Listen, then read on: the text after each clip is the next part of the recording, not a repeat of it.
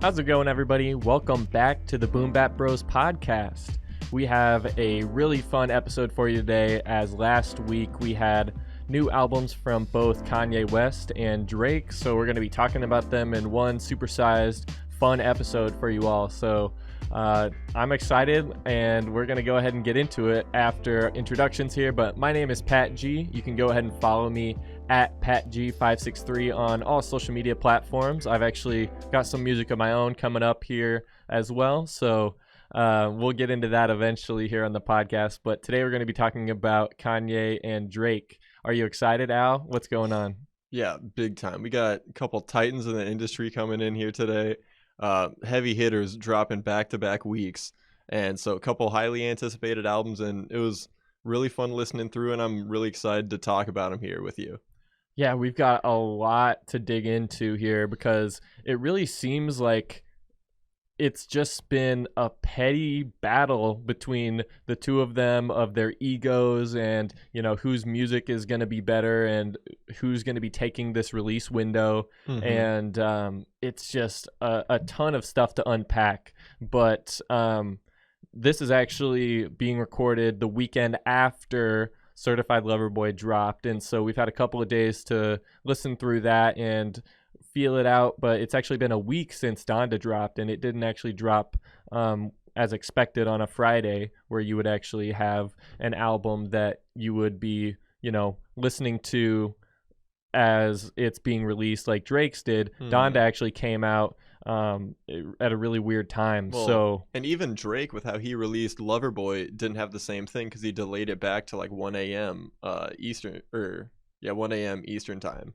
So they both had some somewhat different releases, but Kanye actually lost a couple of days. But both had been talked about and been previewed quite a bit going into this fall here of 2021 when they both released. But we're going to go ahead and start talking about Kanye West's Donda album. And so leading up throughout the end of the summer, he was teasing that he's been working on it, you know, getting all these different features and things, active on social media, as Kanye only really is when he has a release coming out. And he actually hosted 2 separate listening events in Atlanta, and for a time he was also living in the stadium at apparently $1 million a day rent for the back area to be able to work on the album, invite other artists to come in and work on it with him. And so after those 2 listening events, he moved out of the stadium at Atlanta and went to Chicago, and on August 26th he previewed a more full idea of the album and had his childhood home in Chicago recreated for the set and did a whole bunch of shenanigans and antics. And the project was really shown in different states as it was evolving, and it was changed and previewed different versions, and people were sort of questioning what versions were going to end up on the album or what, you know, was going to get cut before they were able to finish it up. And fans were expecting the release after the Chicago show where he was previewing it.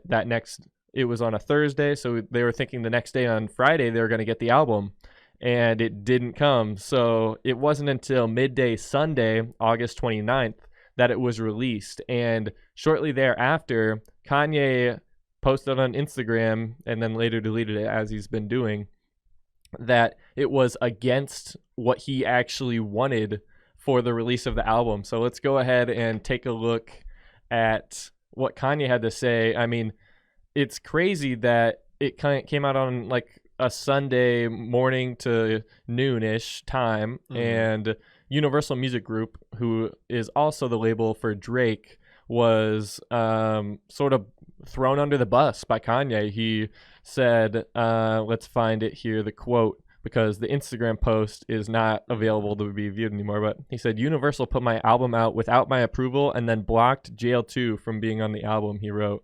And at the time, it was Jail 2 that had featured DaBaby and Marilyn Manson controversially, and they were also at the Chicago listening party. So really odd that Kanye says, yeah, I wasn't finished with this yet. I hadn't given my final approval, and a song that I've been working on for it also wasn't on there. Universal put it out without him. So it seems like they were pressing him for a release for a while, and eventually just dropped it without his final say or final go ahead. And we'll get into why Kanye wanted to wait on it, but why do you think Universal would sort of go behind his back, or maybe Kanye specifically saying that they're going behind his back about it? What's your take on this, Alec, from just how weirdly it was sort of fumbled out? Yeah, I don't know. They must have been getting impatient with him because he kept delaying. Like, this was originally supposed to come out like a year ago, and then all the stuff that's been escalating this summer, it's just been delays on delays. So I feel like once they got like a product that they were comfortable putting out, they're like, all right, we're just gonna do this. Like, is how I would see them doing it from their perspective. But it's kind of crappy if they ended up doing Kanye like that.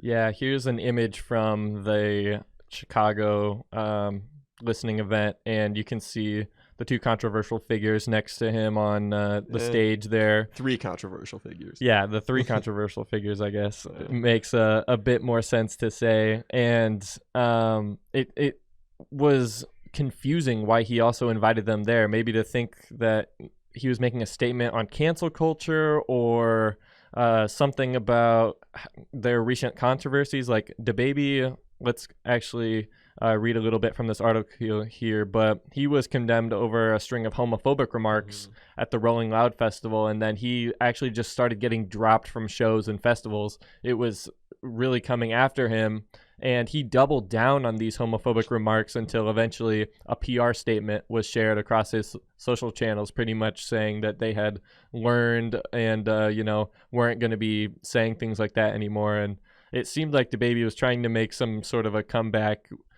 either on purpose or being influenced by his team to do that. And Marilyn Manson had multiple sexual abuse allegations against him. Still does. I shouldn't say in past tense. He still does.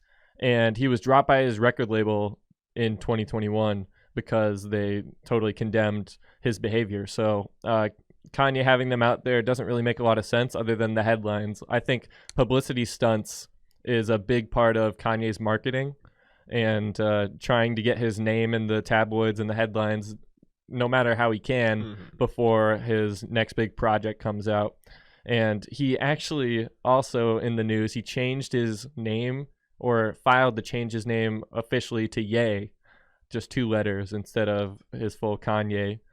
And I'm not sure if that's just his, that'll be his only name, if he'll be Ye West, or if he'll just be Ye. Who knows? But he's had a lot of controversial things in the past, and then this year was no different. Apparently, right before the album was being worked on and produced here, him and Kim Kardashian, his wife, got a divorce, and that's a main theme on Donda as well. And it's just been sort of a headache to track and sort of keep up with Kanye. I feel like his music in the past has been so influential and so important. It's like we want to give him more chances than he might deserve. You know what I mean? Like with some of the statements that he's had, especially the era of supporting Donald Trump. Like, how can you make excuses for Kanye's behavior and some of his statements at that point, and then continue to support his music? I don't know. It's a tough line to cross. You know what I mean? Like, you have to sort of think critically and maybe separate the art from the artist a little bit. But what do you think about how it's just been a bit chaotic as he's been working on the album and like not totally finishing it and pushing back his release? Like, why do you think Kanye's behaving this way in the public spotlight? Is it just marketing, or is there a method to his madness? Well, honestly, I think it's kind of a mix of factors more than anything. I feel like that is definitely one aspect where he's always trying to like stir something up, like get people talking. Like, that's always something that he's been known to do, like for the sake of it, like whether he's like making a point or not sometimes. But I feel like specifically with the like the two things with like bringing out Marilyn Manson to Baby and changing his name. I feel like bringing those guys out for him might be kind of just like a sign of forgiveness, and like how he's been, especially like ever since he's been known, but especially in the past few years, how he's been going into his like Christian faith more and more. I think that could be like a sign of like forgiving people that have like made mistakes. Maybe he's like extending an olive branch out that way. And then with him changing his name to Ye, I think that's weird, but I remember back when the Ye album dropped, when he was talking about why he just named it that. He was talking about how it's like the most commonly used word in the Bible. And so I don't know, and it's kind of like a humble thing, just two little letters. So you think there might be some more of a biblical sense in his moves, in his direction? He's sort of, I mean, you could argue that with Jesus as King and now Donda having a very heavy influence with Christianity and faith and those themes. I mean, you couldn't say that Kanye hadn't touched on those themes before, but he's more come back to embrace them as the years have passed. So yeah, I think that's a decent point and makes sense, but it's just tough to separate the art from the artist a little bit with some of his behavior. But as long as the music is good, I feel like it's easier to do that, you know? Yeah, like, yeah, for Kanye, it's been a very, like, he's one of my favorites of all time. Like, he's one of the 4 artists I'd consider, like, the greatest. And I think, yeah, it's just, more than anything, I'm rooting for him. Like, I've known, like, what he can be, but he just gets in his own way all the time. And, like, he's just dealing with a lot, especially with having to deal with bipolar disorder. He struggles with that a lot, especially when he's, like, not on his meds.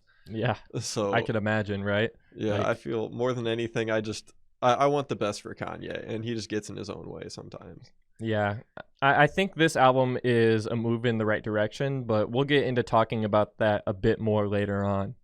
Before that, I wanted to also sort of congruently, as we're setting up Donda, talk about the background on Drake's Certified Lover Boy. Since this is a double episode, we're going to be going into both of the album's information and what we can share about them. So Drake actually announced that this album was coming out last year after the single Laugh Now, Cry Later came out featuring Lil Durk.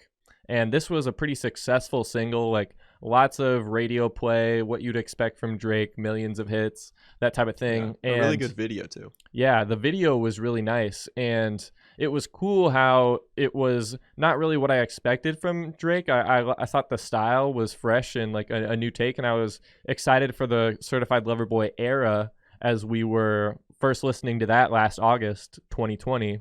And so we heard a little bit of chatter about this album after that as well. So Drake then started to be cutting his hair in the shape of a heart there, and it's all because of, or marketing Certified Lover Boy as an era of his career and what's going on with him. And then shortly after that, we got our first taste of some merch that he also shared. So you can see he's doing a Nike collab for all of the different stuff that he's going to be putting out alongside the album. And this was when we were expecting the album either at the end of 2020 or early 2021. There had not been anything really confirmed. They just knew that he was working on it. And so you can see this is August 2020. And I think this just looked pretty corny. Like, Drake's always been a corny guy. Like, you can never say that Drake hasn't embraced that side of him. Like, any acting stuff he's either done on SNL or with different, nationally known television shows, late night shows, he's always been sort of a clown, joking on himself, making fun of not only himself, but just being funny in general, and like being pretty light about stuff and not taking it too seriously. And then he comes in and just embraces that with how he's having the smooch mark on the top of the hat as if it's some girl kissed it for him. The hearts on the Nike socks.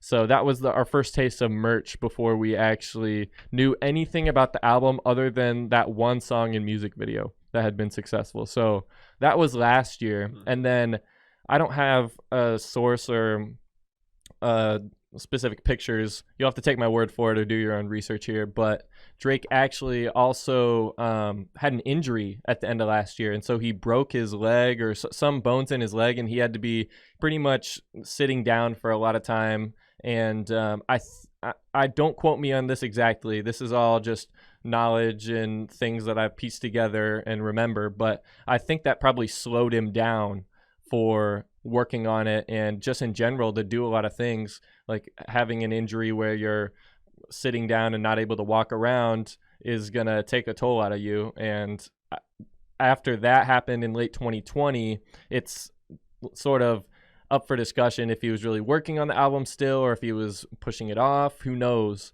But we didn't get the album eventually until September of 2021. So it's sort of safe to say that he was pushing out the era, stretching it out for as long as he could over the next year after fans had originally thought it was going to drop either at the beginning of 2021 or late 2020. So that's just some background on what we knew about it before this year started to progress and move forward.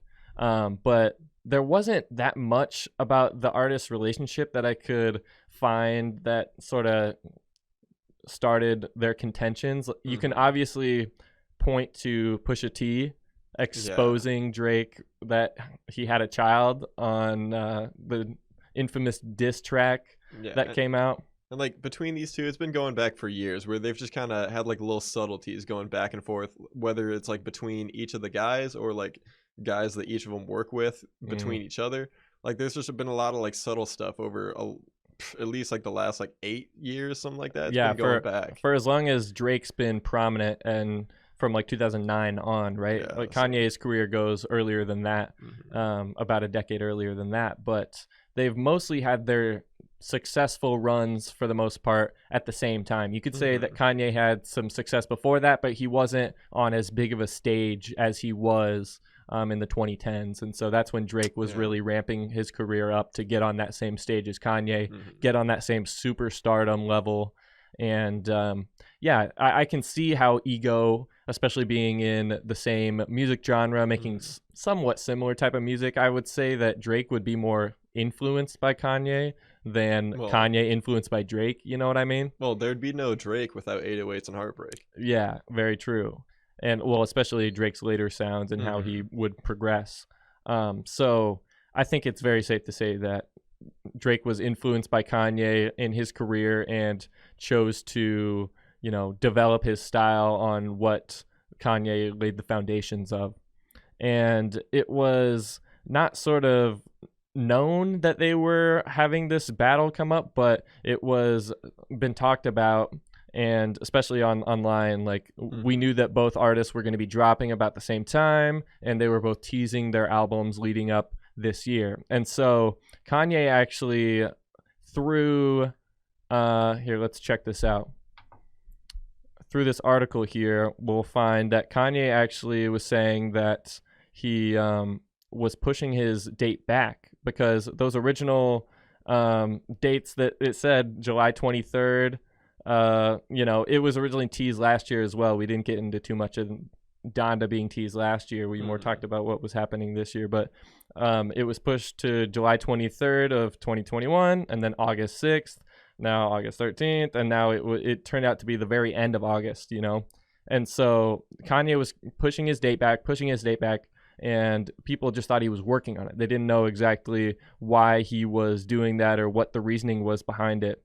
And so what's the delay? Yeah, like no one really knew other than Kanye is a perfectionist. He's always pushed his albums back. Like he's been known to announce things early. And industry sources, fans, and others have floating a different theory that he's waiting for Drake to announce a release date, because Drake didn't announce the release date until the week of the release after Kanye's album came out. Yeah, I feel like that was the main thing. It was like either a day or two after that Donda came, like it was officially like on streaming. That it was on streaming Sunday, and then Monday Drake announced that his album was coming the following Friday. So the theory was that Kanye was waiting for Drake to drop. He knew, being label mates on UMG, knew that his album date was upcoming, knew that Drake was working on stuff about the same time that Kanye was, wrapping it up here. And it was actually funny, the comparisons between this and the album battle that 50 Cent and Kanye had. It points to it here. And I mean, Drake had said by the end of the summer, he really pushed it to the very end of the summer, right? At the beginning of September. And it's a very fair assumption to think that Kanye was just waiting for Drake to drop so that their first week sales, their streaming numbers wouldn't interfere with each other like they are now. Yeah. And so he had that release clash with 50 Cent almost 14 years ago, and that was in 2007. So there's just fun comparisons to make there. I think they're totally different situations because this was not embraced the way that the 50 Cent and Kanye battle in 2007 was going, and Kanye ultimately won there with Graduation being a classic. But there was, some contentment between these two figures, and it's probably safe to say that Kanye was waiting for Drake to drop, and that the label dropped it before Kanye intended because they knew that Drake's release was going to be that following Friday. They wanted Kanye to drop it the Friday before, and he didn't end up doing that. They pushed it to Sunday. And so it's been weird following along and sort of piecing together. It's really just petty label drama, right? Like two guys that are in the very same industry working for the same audience practically, thinking that one should have the limelight in a certain time and one shouldn't, It's really petty in my opinion. And I wish that they would have just taken the time to not Drake's camps and Kanye's camps, but just in general, people at UMG, like you would have thought that they would have taken the time to sit down and say, okay, we know Drake's release date's coming up. Let's get Kanye confirmed for a date in a couple of weeks. I know that the hype's been building up with the different shows he's been putting on at Atlanta and Chicago, but people will stay hyped if we, position these release dates like this. Then they'll each get their first week numbers to, correlate and make them the most money, right? Instead of splitting the profits like they are now and sort of messing each other's numbers up. But I've been talking for a while about this. What do you think? I mean, this is just, I think this theory actually has some weight to it, especially with this tweet here I'll show from Consequence, obviously a close friend of Kanye's and long-time collaborator, former Tribe Called Quest honorary member. So he said, we're looking for a Drake drop date on July 24th, and then Swizz lined it up, and they're trying to figure out when Kanye's releasing because Drake's release date was up in the air at that point. So what do you think about all this drama between the two camps and the label in general? Yeah, well, I feel like comparing this to the 50 Cent one, and even J. Cole when he dropped Born Sinner same time as Yeezus, like Kanye's been through this twice, and those were a lot more friendly competitions back then. They're like against 50 Cent, like 50 Cent literally picked out like Kanye's lead single, like they were working together there.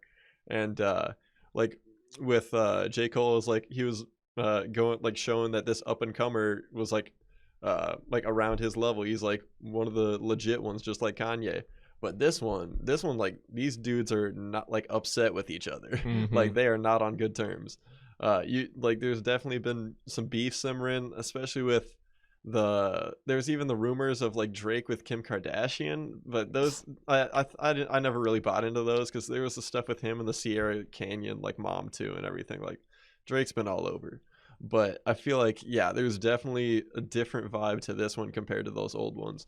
And as far as the label and how they handled everything, I feel like it was kind of sloppy how especially how Donda came out, like and as far as the idea of like splitting the profits and everything, I feel like if they would have ended up arranging it between the two artists where it's like, all right, you both want to be first, you're just gonna drop on the same night.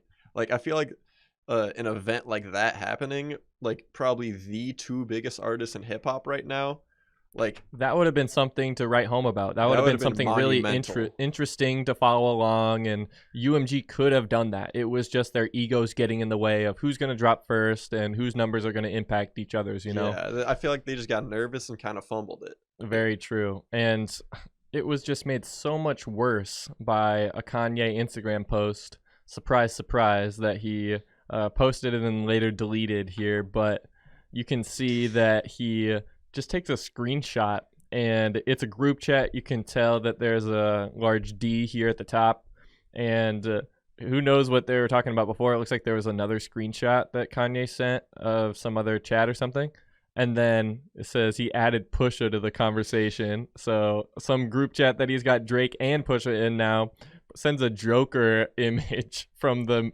film. I live for this. I've been effed with by nerd-ass jock like you my whole life. You will never recover, I promise you, he guarantees. So he's pretty much guaranteeing that shit crack. yeah.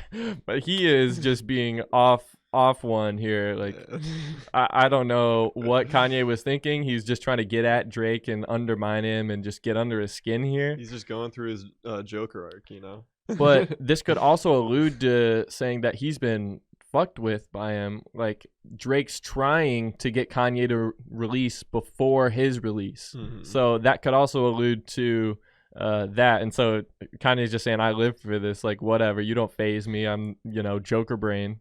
You cannot offend a robot. No, apparently not. And check this tweet out. Kanye adding Drake and Pusha T to the same group chat. Yeah, he's instigating. He totally is. He is just trying to get anything messed up to happen in between the two, and doesn't even care, what's gonna be destructive or constructive, And that's a reckless mindset and definitely a Joker brain mindset to be in. So very apt image, and it was hilarious, but also like, I was concerned for Kanye after seeing that. I was like, bro, what are you doing? Yeah, man. That shit crack. It really. Seriously. I was like, once I saw it pop up with the Joker thing, I'm like, Kanye, no. Oh my gosh. But hey, man, if Drake was the one that started it, whatever. But come on, the Joker thing, that's just corny. And so after we get Kanye's album on Sunday, listening to it, enjoying it, even though it seems like UMG put it out without his complete consent or, approval, Drake announces the very next day the release date and shares the album cover on his album, Certified Lover Boy. So I don't think this is a coincidence at all. Like, this seems very plotted and planned. And it's either Drake had someone on the inside that was sort of advising him, hey, us at UMG, we're trying to get your release to be clear. We're not going to have Kanye pull it back. We're going to release his album early, and then yours has that Friday release window for the first week streaming sales, all that you want. So here's the album cover also, something that we have to talk about because I am mad. I do not like this album cover. He announces Certified Lover Boy September 3rd, and people were not officially convinced. I was one of them. I was like, this isn't going to be the album cover. I literally was saying, I think Drake is using this for marketing, but he'll probably use the actual album branding for the cover. Let me pull that up really quick. Yeah, because he was bringing that out earlier, but... What are your thoughts on this cover? Do you think this is even good, or like? Man, I just don't enjoy it. I don't. It's weird. This would have been better. They've been using this with the Nike drop.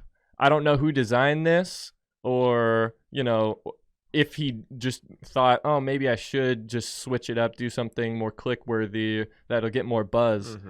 Because this definitely did. Like, you saw people remaking this and goofing on it with different colored whatever you want to choose, just people were just using this grid format and putting any image and just putting a different color tint, or even changing the outfit color or whatever certain times. So it is kind of classic Drake though to do something like this. Like, I feel like his album covers, he always goes full Drake with it. Yeah.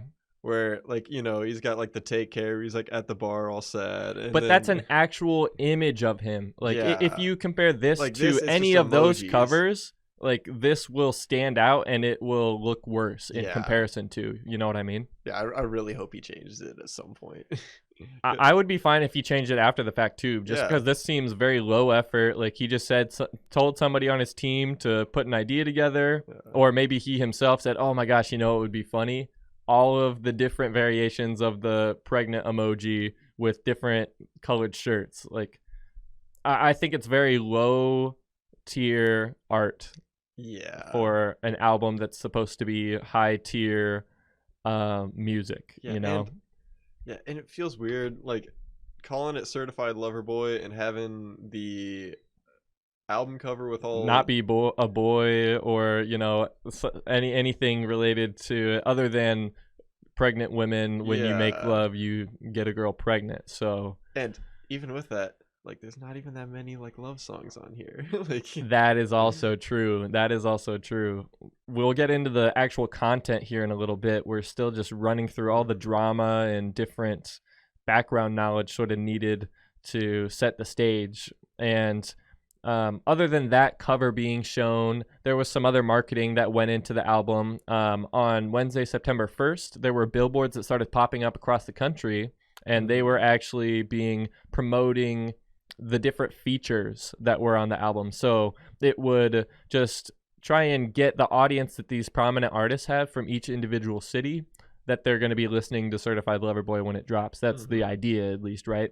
Yeah, I thought that was actually like, from the album cover coming out, I thought that was a really weird marketing thing. But the billboards, I thought that was really smart. I thought that was cool. I think it's smart as well. Over. And I would have said that Drake was smart for doing the pregnancy image as well if it wasn't the album cover. Yeah, you can see just like the post. That same image that I pulled up earlier with the rose and the letter branding, it's used here. And you can see that there's also a Sirius XM ad as well. And so they've gone together to get all of these billboards, and they're using this branding. Why not put it on the album cover and then just like a picture of Drake next to it, or with it or something like that makes so much more sense than the pregnancy cover, in my opinion. But that's just me nitpicking the art at this point, just because I'm pissed that he chose emojis. Yeah. And so you can see the different billboards. There were more than that, but those were just the first ones that were popping up and people were, sharing online and talking about. And I think that was a good marketing move. Like that was smart to get out there and reach that audience that is already built in from that featured artist on the project. Yeah, I think that's really cool, going into each like city's like distinctive scenes and being like, hey, these guys from over here are all in here, so like you might like it, you want to check it out. Yeah, for real. And like it's Drake, so like everyone knows about Drake. Yeah, he's the biggest artist in the scene. So if one of your favorite artists is going to be on his project, you're most likely going to check it out, right? So this was the night of the release. So Thursday night, those billboards started popping up Wednesday. People were buzzing about it online. And then Thursday, he shares this track list. And so you can see also the Certified Lover Boy branding here that's used across the merch collab.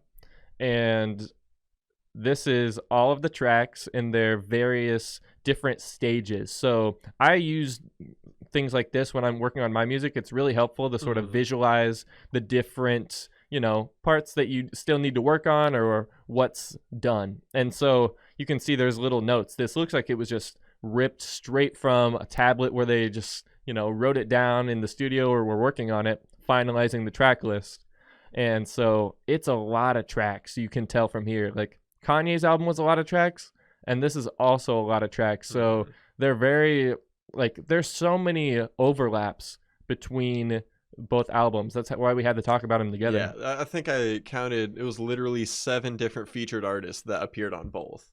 Yeah, within the same week of release as well. And this doesn't have the features on it, obviously. It just has the different stages on if the song's done, the mix mastering, and then need approval, the different stages that they're trying to figure everything out. And so he says, for your listening pleasure, everywhere at 2 a.m. Eastern time. So normally it would drop at midnight Eastern time, and then everywhere else would get to listen to it pretty much like a couple hours before it's officially the next day in their region, right? And so us being Central Time here, we would check stuff out at 11 p.m. And then instead, this time, we had to wait until 1 a.m. or midnight Mountain Time or 11 p.m.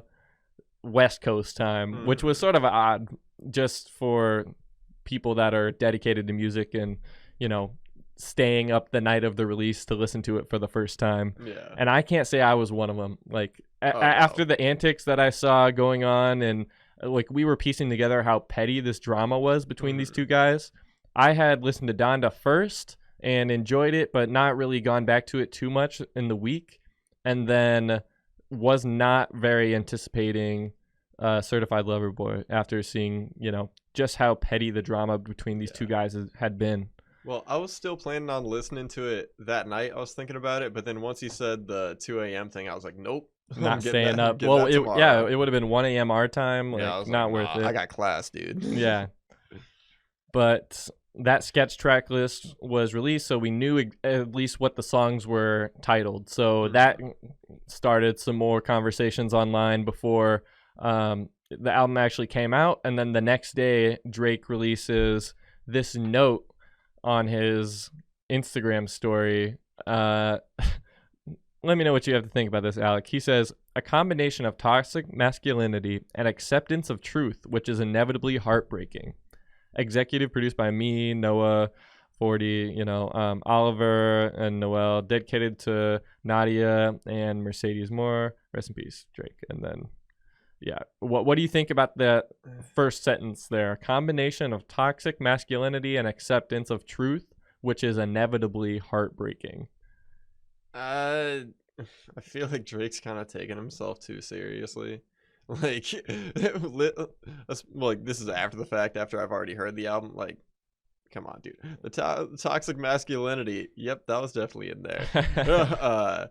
Acceptance of truth, there's some of that, I guess. But yeah, like, it's just goofy. I read this as he is embracing his failed relationships and, you know, how he's not a person for those because of obviously the toxic masculinity, which is heartbreaking to him. That's how I read it. And I was like, okay, well, maybe we could get an interesting angle on that, you know, perspective. I thought that might be interesting. And then I actually listened to the album. And yeah, you can play that Drake soundbite for me. Wait, which one on here? I just don't enjoy it. Yeah, I just don't enjoy it. I think Drake took the words out of my mouth there. Yeah. Let's go ahead and talk about the merch collab before we get into the music here as well. So the different merch uses this design. It uses the Certified Lover Boy rose print here. And you can see the socks that we were showing off earlier actually are a thing. You can get them. Say certified. It totally seems like that logo and everything was like planned to be like the thing. I feel like the emoji thing must have been last minute with how this is all designed in here. No idea why he would have thought that would be a better idea. But then also this Certified Lover Boy text. I feel like the text just looks odd on the back like that, and how it's a weird spot to put it. Oh, well, and it's like stretched weird. Like the proportions are odd. Like it's a little bit too tall. Like it should be squished a little bit. But yeah, I don't know. I think some of the shirts might be decent. Like this one's sort of cool. This is probably my favorite out of all of them, just because it's not like the same. What's this say? Put my feeling on ice. Always been a gem. Certified Lover Boy. Somehow still heartless. Heartless is only. Yeah, heart is only getting colder is what it says. So I thought that one, I mean, it might be cool, and it's not black. It's that light blue, which sort of looks nice. Honestly, but though, still, if I saw someone walking around in that, I might judge them, though. you still might, like, you can spot them as a Drake fan from a mile away if you're wearing that, right? A Drake stan at that point. Oh, yeah. If you're spending that much money for his Nike collab, then you're more than just a fan. You're dedicated. And after the album release, it was the night that the day after it came out, pretty much, if you're counting the midnight or 2 a.m. release. the day after, Drake goes on SiriusXM on the radio show, and he plays an unreleased Kanye West song. So this was a bombshell.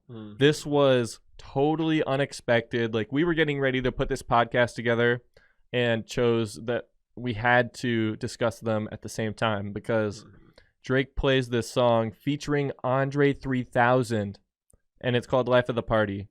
And it was shocking, to say the least. This was on SiriusXM Sound 42, and he was, promoting his new album and hanging out, and he plays this track, and it's a studio version of an outtake from Donda. How did he get his hands on this other than being in the pocket of the label?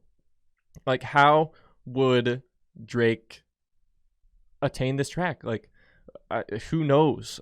And it addresses the tensions between them too. Like, I thought it was a really weird move for him to release to leak a diss track on him, basically. He released a diss track on himself. Like, that's unprecedented. On his album release night. Yeah. And it was apparently I didn't hear it because it was gone before I was able to get to it, but apparently it was really good too. Yeah, it was deleted, scrubbed from the internet as best as possible, and so we got the lyrics, but we weren't able actually to listen to it, sadly. And yeah, it's a rare Andre 3000 verse as well. Like, he sort of comes out of the woodworks for features nowadays, but isn't really making solo music. Obviously, Andre 3000 of Outkast fame and acclaim throughout his whole career, spanning the 90s and 2000s, and one of the greatest. Yeah, he really just hasn't been doing music that often over the past decade, though. Yeah, he'll just have a guest verse once every a year or two. Right, and all those guest verses are stuff to write home about, really noteworthy and interesting. I think his storytelling in specifics, it's stuff to unpack. And if you're interested in hip hop at all, just go listen to or read out an Andre verse, and you'll just be taken to a whole nother world. I think his writing's immaculate. Yeah, and even the whole time that he's been out of the game, whenever he comes back in, has a verse, he still doesn't miss. He just hits every single time. Seriously. And so, why would Drake have this? I don't think we have an answer yet. I have no idea why he would do but this. But he also shared an unreleased track of his own called Mention Me. And the subject matter on that one was unrelated to the two's beef. And so we didn't mention this, though. It was just around the same time as the album was, dropping for Kanye, and he was doing all these listening events. On August 21st, Drake was on Betrayal, which is actually a Trippie Redd song, if I'm not mistaken. And he delivered the line, "Yeah, you ain't changed shit for me. It's set in stone," talking about his album release date. So he also called him burned out and made a cryptic post to his Instagram the next day with what appeared to be a screenshot of a group text thread containing the new Contact Pusha. Yeah, so this is what we were talking about, where Kanye just went off and, saying that he's Joker-brained and can deal with the subliminal shots. So that's what really triggered Kanye. We should have given that context a little bit, but it's good to mention now that's what triggered Kanye to go and do that in that group text. And he also, we weren't able to pull this up because I didn't want to leak Drake's home address, but he also posted what appeared to be a screenshot from his Photos app, where you can look in map view and see where your photos were taken. And he has photos taken at Drake's property with the address listed. So this was also posted publicly to Instagram and quickly deleted.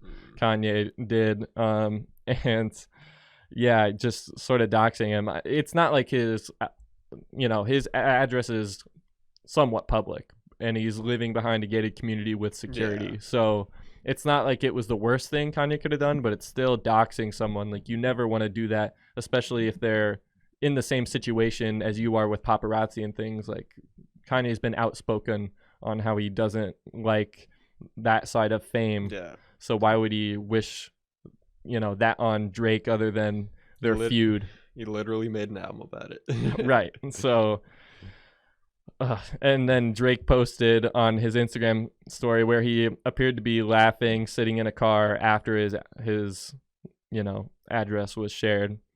And he also takes some more shots at Kanye on Certified Lover Boy on the track 7 a.m. on Bridal Path. But we finally gotten to the albums after this track. So this is the newest information that we have available.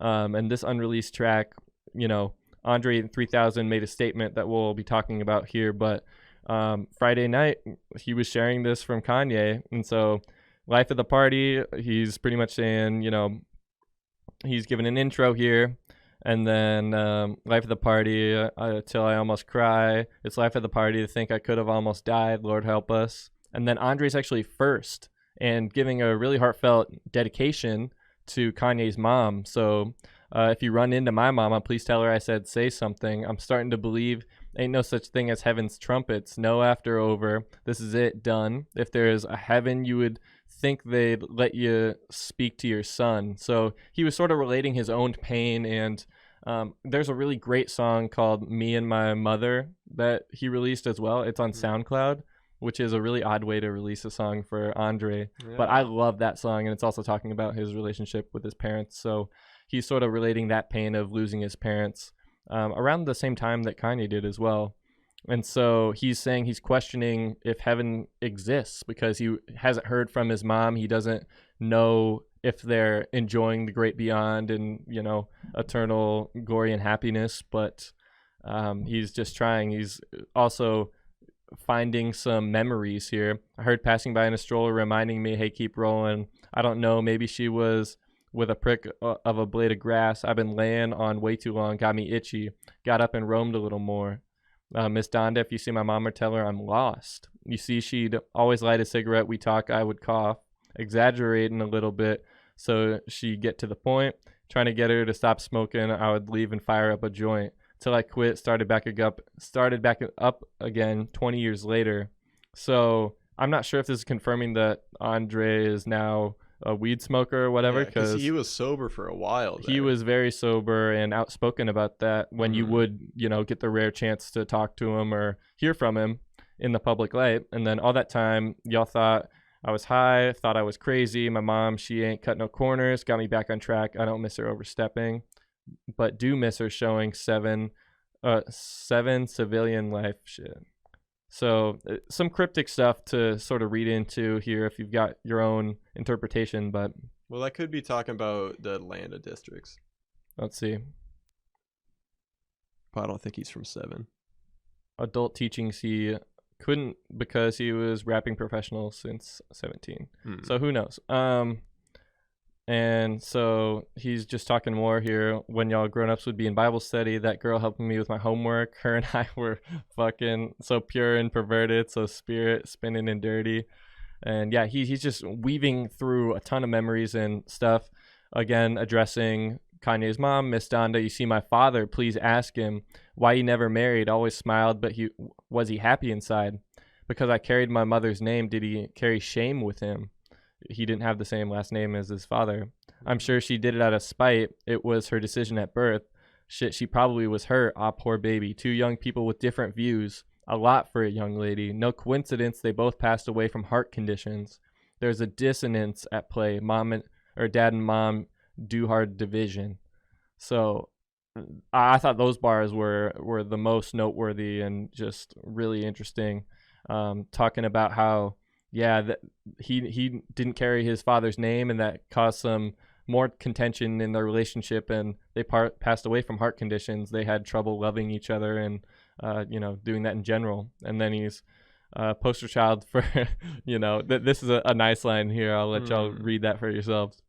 I'm supposed to smile as if God knew that I would be troubled. Keeps me around for what? I don't know. But I do know that it's crucial that we do so pronto. I don't know how much longer, though. And so this was a dope verse. I really wish I could have heard it and not just read it for myself, because it seems like he got into some memories about his own life and childhood, as well as pain that he carries from his parents passing, as anyone who's gone through that feels. And it was something that he was able to relate through the music there. But the Yeah, following day, I don't mean to cut you off. Sorry, it's there's all just a right. lot of info I was here. just gonna say it was really personal. I wish I would have heard it too. Yeah, it should have made the album, but it didn't because of specifically being taken off from Andre. So this was a statement that he shared of why it wasn't there. So he said, a few weeks ago, Kanye reached out about being part of Donda. I was inspired by his idea to make a musical tribute to my mom. It felt appropriate to me to support the Donda concept, referencing my own mother who passed away in 2013. And we can get into if Kanye did the actual concept right on the album when we get to talking about the music here shortly. But he said, we both share that loss. I thought it was a beautiful choice to make a clean album, but unfortunately, I didn't know that was the plan before I wrote and recorded my verse. So there was some explicit that I just read. Yeah. And he didn't know that Kanye was planning on having his album be completely clean. Every single explicit was censored from Kanye's, and it's definitely like a flashback to the past where we didn't have streaming services. Like you would hear stuff mostly on the radio, or your friend had a CD and it might be the clean version. And so that was sort of a surprise as he released that to Andre, and he said, I didn't know that was a plan. It was clear to me that an edited clean format of the verse would not work. And he said he also wanted the raw original version available. So he said, sadly, he wanted to omit it from the album. He chose to take it off. And then he said, the track that I received and wrote to didn't have the diss verse on it, which we're about to read. And he was hoping to make a more focused offering on the concept. Like Andre is a true artist. He's trying to contribute to the whole idea. I feel like when you are approaching people featuring on your project, you need to sort of pitch them, okay, this is, or even just let them listen to it. Pitch them the idea of the album, what I'm going to be talking about, and here's sort of this track's positioning or, slot in that. This is how it contributes to that overall idea of the album. And it seems Andre didn't think that his contribution should be cleared, so he didn't clear it then. And so he said, it's unfortunate that it was released in this way, and two artists that I love are going back and forth. I wanted to be on Certified Lover Boy too. So this was a bombshell because nobody knew that Andre was really trying to be in guest verses like that and show up for that much music. I just want to work with people that inspire me. Hopefully I can work with Kendrick on his album. I'd love to work with Lil Baby, Tyler, and Jay-Z. I respect them all. So that caused a ton of talk on Saturday after that came out. But what do you think about that statement and how Drake released his own diss track before we get into exactly what he says? Yeah, I thought it was really touching that he did the whole thing with his whole inspiration with his mother relating to Kanye's.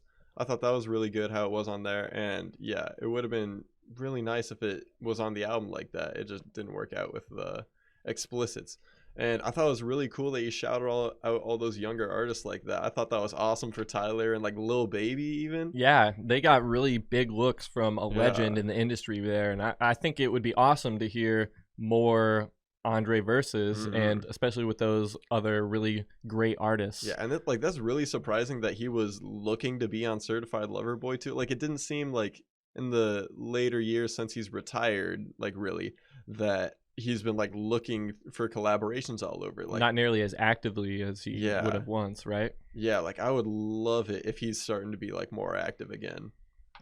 Here's Kanye's verse on that track that Andre was on, so Life of the Party. And so Kanye saying, Mama, your son in the red hat had suffered setbacks.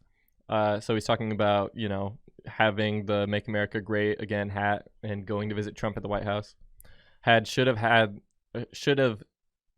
have said that, had made everyone mad. So, I mean, Kanye says a lot of outrageous shit, so anything you could apply to that. He made 808s, so he's everyone's dad. No, he ever gets sad. Maybe never. I'm not sure. Hotel rooms by the shore. Close my eyes, I can see more. And so he's also saying that he's been the birth of everyone's style since 808s and Heartbreaks came out. Like, that's been super influential for hip hop in general. Yeah, no kidding. Nobody punkin' me, nobody pressure me, nobody gangster me, especially when the gangsters eat thanks to me. So this is where he's starting to sort of throw some subliminals. And my favorite principal name was Mrs. Wooten. She was strict, the perfect instructor for young Putin, Vladimir, just so that is clear. Whom should we fear when we know dad is here? And then DMX actually is saying, daddy's right here, daddy's right here. I don't playboy over y'all dead body for my daughter pose in Playboy. We don't condone over-sexualization of the kids in the home. Battery in my back, this house of pain will never last. Sci-Hi told me to my face that Sicko Mode was his biggest song. Well going, because Donda was the best ghostwriter I ever had. So he's talking about a lot of stuff here. So he says that he doesn't want his daughter to be over-sexualized, which is ironic because his wife is the most over-sexualized person in entertainment. Well, and Drake knows a little something about sexualizing very true. Underage kids, you know. Yeah, so that's a subliminal at Drake, who had been in controversy for the past for not fetishizing, but talking to and entertaining the idea of, you know, being with an underage person. Millie Bobby Brown, to be specifically clear about what this is referring to. And so he was saying, Sci-Hi told me to my face that Sicko Mode was his biggest song. So he said he has a writing credit on there. Okay. I didn't know that. Sci-Hi does a lot of writing for other artists, so he's a great writer in general.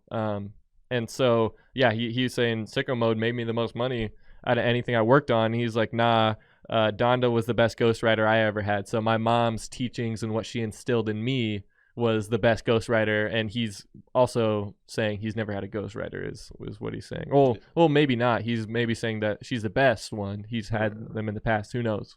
Could go either way. South Park had jokes about fish sticks till this day. The whole team can kiss this dick. Dang, he's still on that. He's still mad about being made fun of in South Park. That was on My Beautiful Dark Twisted Fantasy line where he talked about that. Yeah. He's still on I put Virgil and Drake on the same text, and it wasn't about the matching, how do we say this, Arc'teryx or Kid Cudi dress. Just told these grown men, stop it with the funny shit. I might hire the whole team from ACG. That's actually your initials, so I don't know what he's talking about. Let's see. ACG? So, yeah, this was, recapping the beef where he was adding them to the group text, and then Kid Cudi also famously wore a dress in April 2021 as a tribute to Virgil. Okay, and so Virgil Abloh is also the off-white designer, if you've seen any of those clothes. Yeah, he's hugely associated with Kanye. And he's associated with Kanye and was apparently also on this group text, which was not known. But this was also a tribute to Kurt Cobain. I actually saw this live on TV, and I thought it was a great tribute. I think Kid Cudi was doing his thing, and I mean, he was singing songs from his Man on the Moon 3 album, which I enjoyed. Pre-podcast, we were talking about that. But and then he says Kanye also talks about hiring designers from Nike, ACG. Okay. And that is what Drake is associated with, and that's how his collaboration is coming out under that ACG imprint of Nike, it seems. Okay. So he's saying, stop messing with me and all the theatrics and the drama. I'm just going to hire your whole team that's doing everything that you're doing and, take over. He says, don't text me like I'm Juanita JCV, or more important, Monica Corrigan, who was there for me. Somebody really there for me was rare for me. There was new air to breathe. When I was underappreciated, undervaluated, stockholders told me boardrooms will bore you, and remember going by your rules, try to follow the Lord's rules. Thought we was the new Abu Dhabi, told Drake don't play with me on GD, and he sent that message to everybody. So this is talking about Gangster's Disciples with the Chicago gang, and so Kanye has some light affiliations and is telling Drake not to mess with them because he has those ties, which is actually a crazy way for this beef to go. He's actually threatening violence from a gang a little bit here. Kanye's wilding out. And, so if I hit you with WYD, what you doing? You better hit me with, yes, sir, I'm writing everything you need. I told you I was going to take the summer back, so any of the cap won't take none of that. Wear my red hat. So he's actually saying, I'm putting it back on. Yeah, he's just mad. Security and also mad because he's, red. That's actually a good wordplay there. Security and the nannies be forever handling. I can't stand it when there's talks about putting the kids back in Sierra Canyon When Daddy got his own school, Trav, smile for these white people if you want. While we build a team to get Hoover at the joint, I do what I want, bro, in my life. Serve and protect long as it's my wife. Screaming on MANs for trying to lower the percentage of skims. So talking about Kim's brand. See, I was going in back when they thought I was only making M's. Nah, it's 9 Billy. You ain't got it like me, but you feel me. Sheesh. So that was a bomb drop, and then DMX had a portion on the outro. So this was originally shown off at the listening party that Kanye did, a bit of more low-key one in Las Vegas than his other stadium ones in Atlanta and Chicago, but it was different lyrics as well, and no Andre tribute, or it might have just been an alternate Kanye verse there. But yeah, this track sort of shook up my whole thoughts and ideas around Donda as well. And we're finally going to get into Donda here. Yeah. I'm promising you that we're getting to it. So stay listening if you are. But the last thing after that, we always have one more last thing, was Consequence today dropped a diss track on Drake. And this one was hot because we can still hear this one. This one is actually out. You can actually go listen to this, and it has barely any hits. I don't feel like people are looking for Consequence to make a statement on here, and it's alluding to that other song's title as well, Party Time. And so here's what a Drake stan said here in the About section. Oh my God, it's the worst song ever released. This is definitely biased here. This needs updated. But he's going in on Drake, and I like Consequence. Not gonna lie, this was a little corny and a little out of pocket, but I thought the track was all right. I mean, yeah, it's some good little disses in there. Better than the worst track on Certified Lover Boy. Yeah, well, better than a decent amount of the tracks on Certified Lover Boy. Yeah, but he's saying some things on here. But when you innocent, you wear you with the next man's wife. You might as well say you'll take the next man's life, because that's the dark place that makes most men fight. From the outside person can tell. You're going through your own personal hell. Your parents out here like Sonia and Dell. Ever since Sophie had a story to tell, you've been taking L's and coming out the cage. And though we couldn't tell you were coming after K, but it never pays to oversell yourself. But most crabs are a shell of theyself. Yeah. We keep living in the past, so they telling themselves, me, I'm flipping cash, so I'm feeling myself.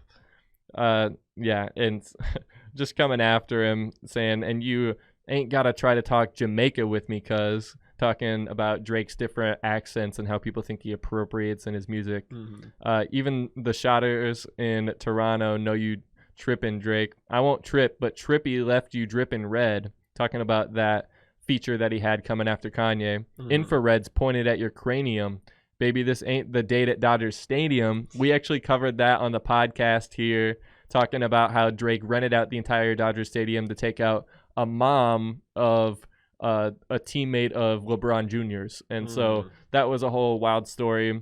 But Conce is poking fun at that. This is PM doing it to Palladium, who told Obs that he could play with them. The boy Conce run the fate with him. I wish we shot 5 instead of group chats. Next time bring Chubbs with you when you shoot back. He goes in more in the second verse as well, but I think that first verse sort of speaks for itself. I mean, he's just, at this point, he's mad. Like, he's just going after Drake, saying, like, screw October, it's way better in Queens than in Toronto, that type of thing. And Consequences out of pocket for doing this, thinking that he's trying to bring his own name into it.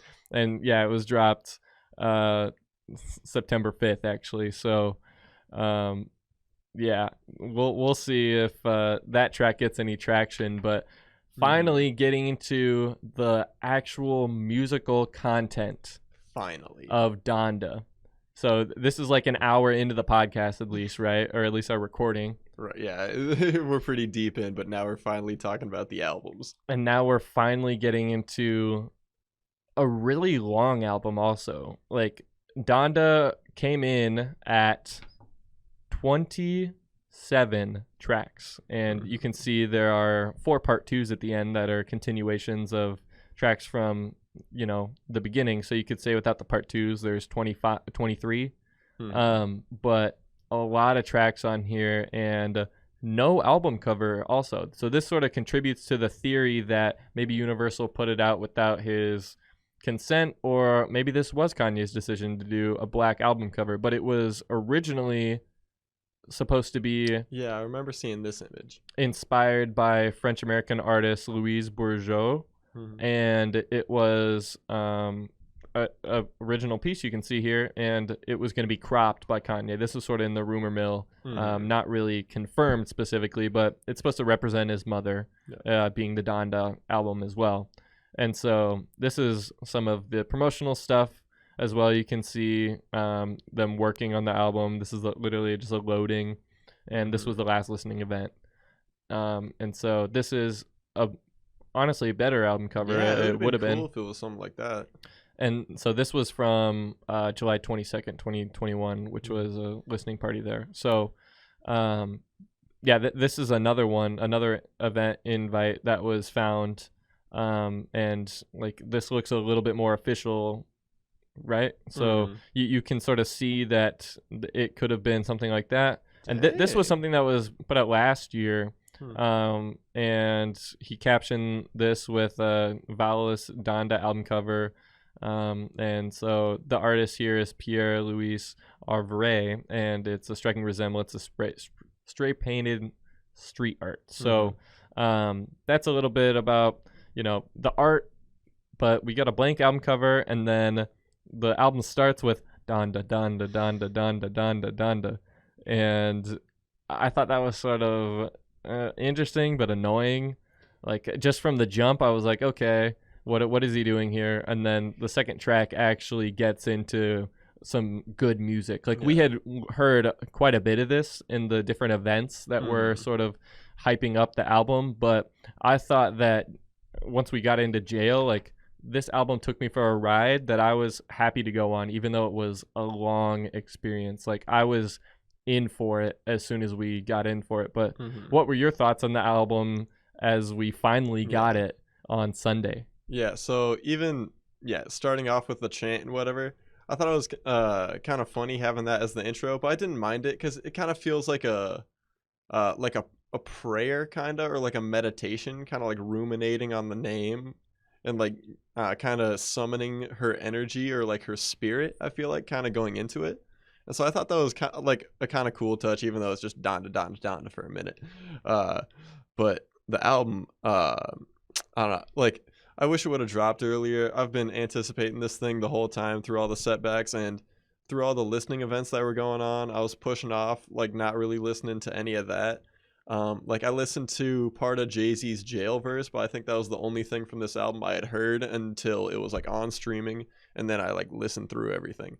But gosh, I feel that it really felt like a collaborative effort between Kanye and all the features that he got on there. And like, it felt like a real group effort, and like there's a lot of co-producers too. And so it felt like a lot more than just Kanye on here. Yeah. And I thought it was for the better, because I thought he brought everyone together, and it made a really,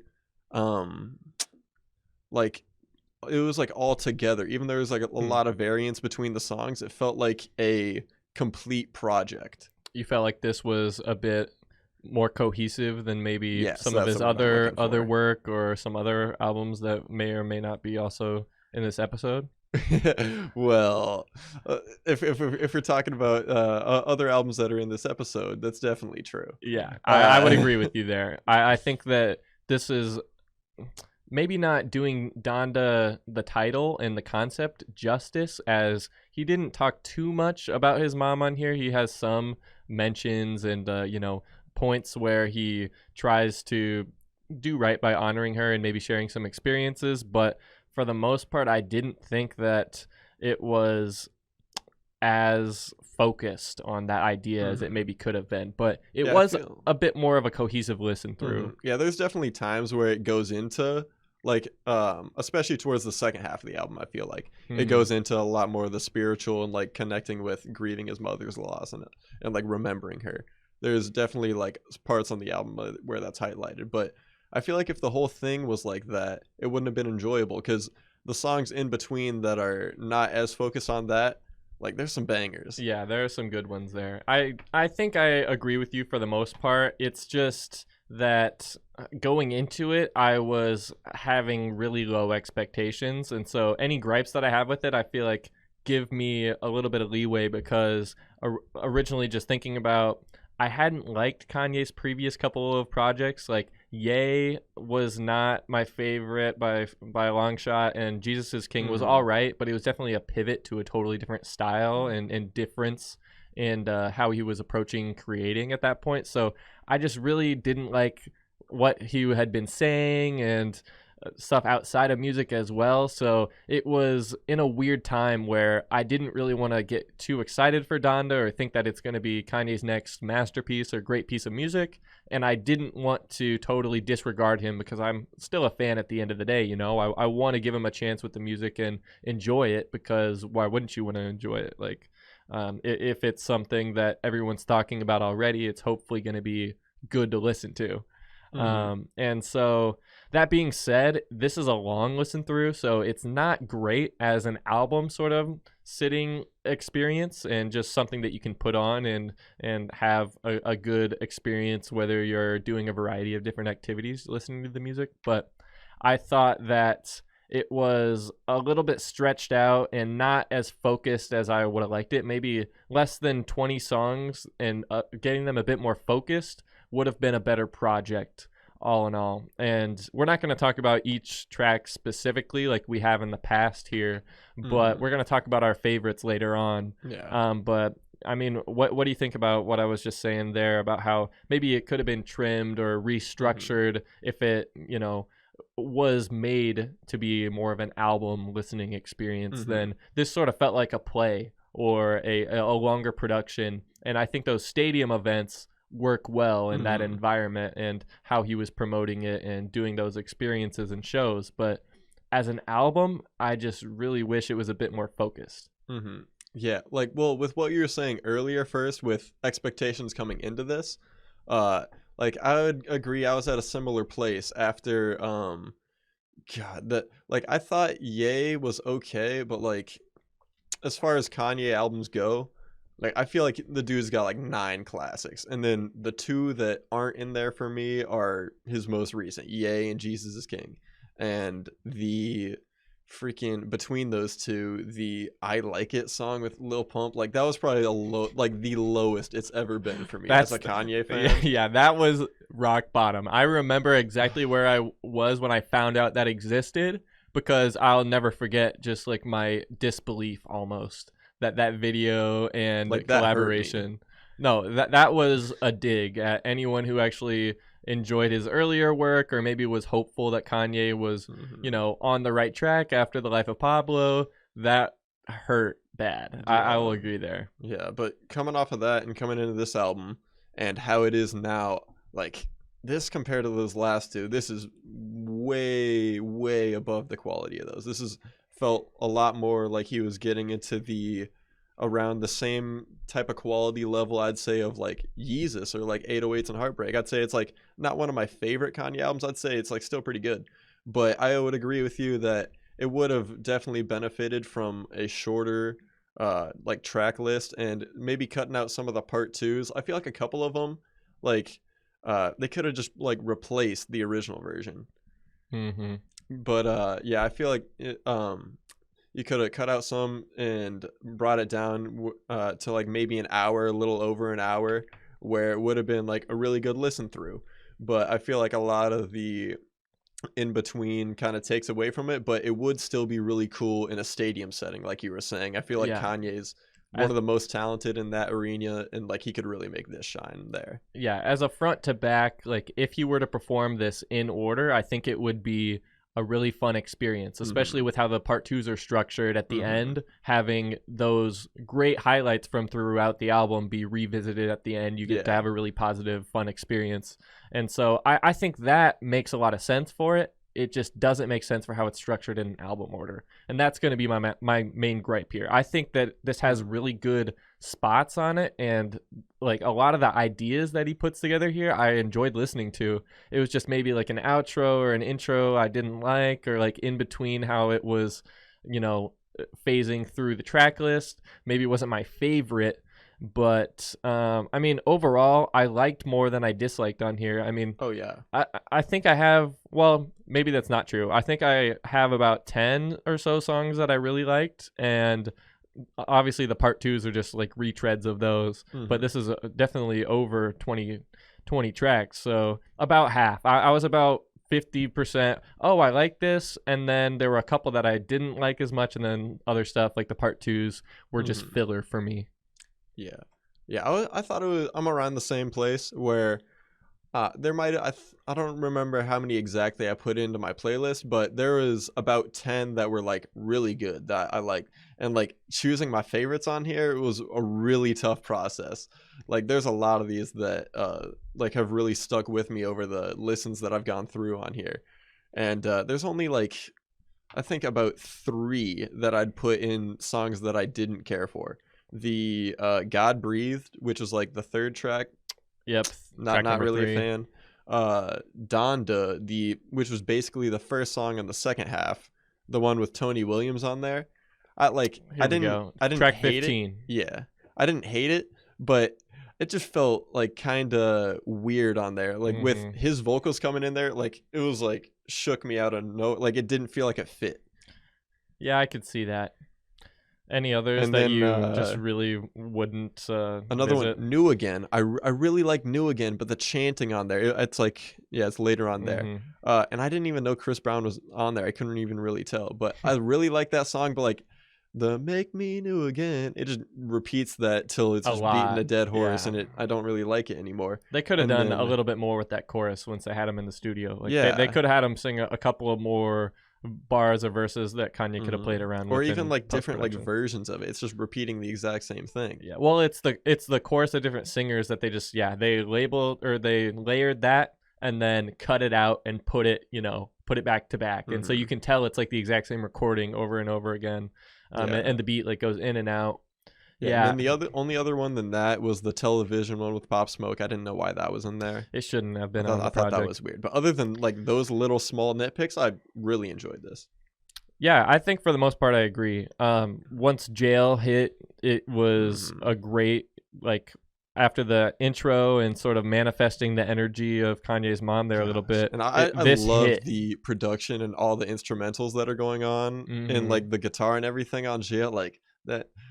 Like this one, especially in a stadium, this I feel like might be the best concert song of the whole thing. And then Jay-Z just goes in here triumphantly returning to their Watch the Throne days about a decade ago now, and just giving us a great collaboration between these two guys. Like, it's been a while, and Jay-Z even says here, told him, stop all of that red cap, we going home. Not me with all these sins cast in stones. This might be the return of the throne. Hova and Jesus, like Moses and Jesus, you are not in control of my thesis. You already know what I think about pieces. So he's just going in here. Like, I think this is one of my favorites, if not, like top 3 tracks on the whole entire thing. Like, I think when this might be my favorite track on the whole thing. It's tough because like the top 3-4 is like really competitive for me, but I think this might be the number 1 spot. And I think this is his best song since No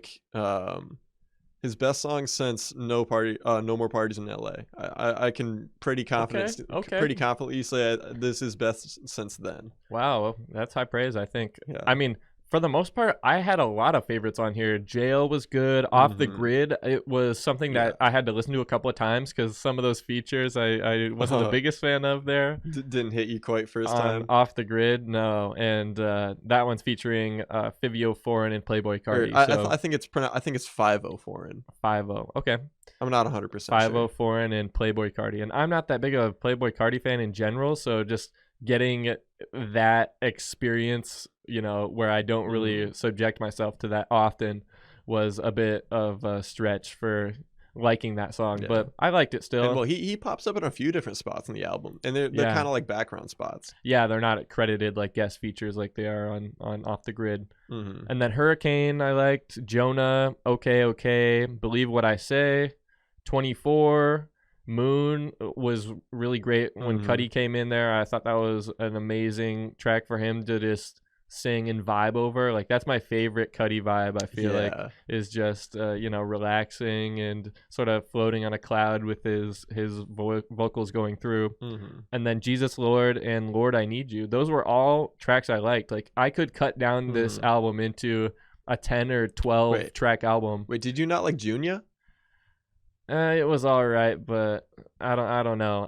It just didn't grow on me. Maybe I need to give it a couple more listens. That's one of the ones that stuck out to me. Like most of the rest of your favorites, I have pretty much all overlap between all of those, plus like a few others that I liked. But... I think Junior, I really like the production on there, but Kanye's just a little bit annoying, and then his flow is all right. It's just not my favorite, you know. I could definitely see it growing on me, but right now I would probably just toss it off, off my perfect, album. Yeah, like it's not the most like it's not lyrical, like but as far as like catchiness, like it's just a dope vibe. Yeah, as far as like coming off the album, like this is easily one of the ones that like was stuck in my head the most, and like riding in the car with this one, just the Junior Watanabe on my it's just it's hype. I love this one. Yeah, well the beat on there makes that amazing. Yeah, I'd say the beat's probably the best part of the whole thing, and then the part 2 with Ty Dolla $ign. Yeah, I think he should have been on the original. Why wouldn't they have done that? Yeah, I'd say this one, the Junior part 2 should have just been the part 1 because all it does is add Ty Dolla $ign. I'm pretty sure, and then the Jesus Lord part 2. I think, and it's tough. Jesus Lord, Junior, and Jail are all like my top 3. Like those 3 I love.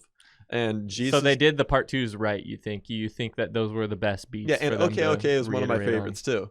So they pretty much got the best ones there, and yeah, the Jesus is Lord, I feel like that one should also replace the original because it's just the same, but they add in the all the Lokes verses before the like 2.5 minute outro. And that was epic in the stadium when they had them come out and rap their verses. Like that was awesome when they came out and did that. But yeah, I mean, it was a really long track. Jesus Lord Part 2 is like even over 10 minutes. It's like 11 minutes or something. The original is like 8, and then that's like 11 minutes, but I feel if it's already like an 8-minute song that has like a 2.5 minute outro, you might as well just make it an 11-minute song. Yeah, and just do the one. I think Jay Electronica delivered on there too. Yes, like one of my favorite verses on the whole He's coming straight off of his last album with Jay-Z. Like a lot of those flows and what you were hearing on there from him. And I really enjoyed that one. But yeah, they should have just put the Lokes on the part 1 and just cut that. And Kanye's verse on that song is my favorite verse on this whole thing. I feel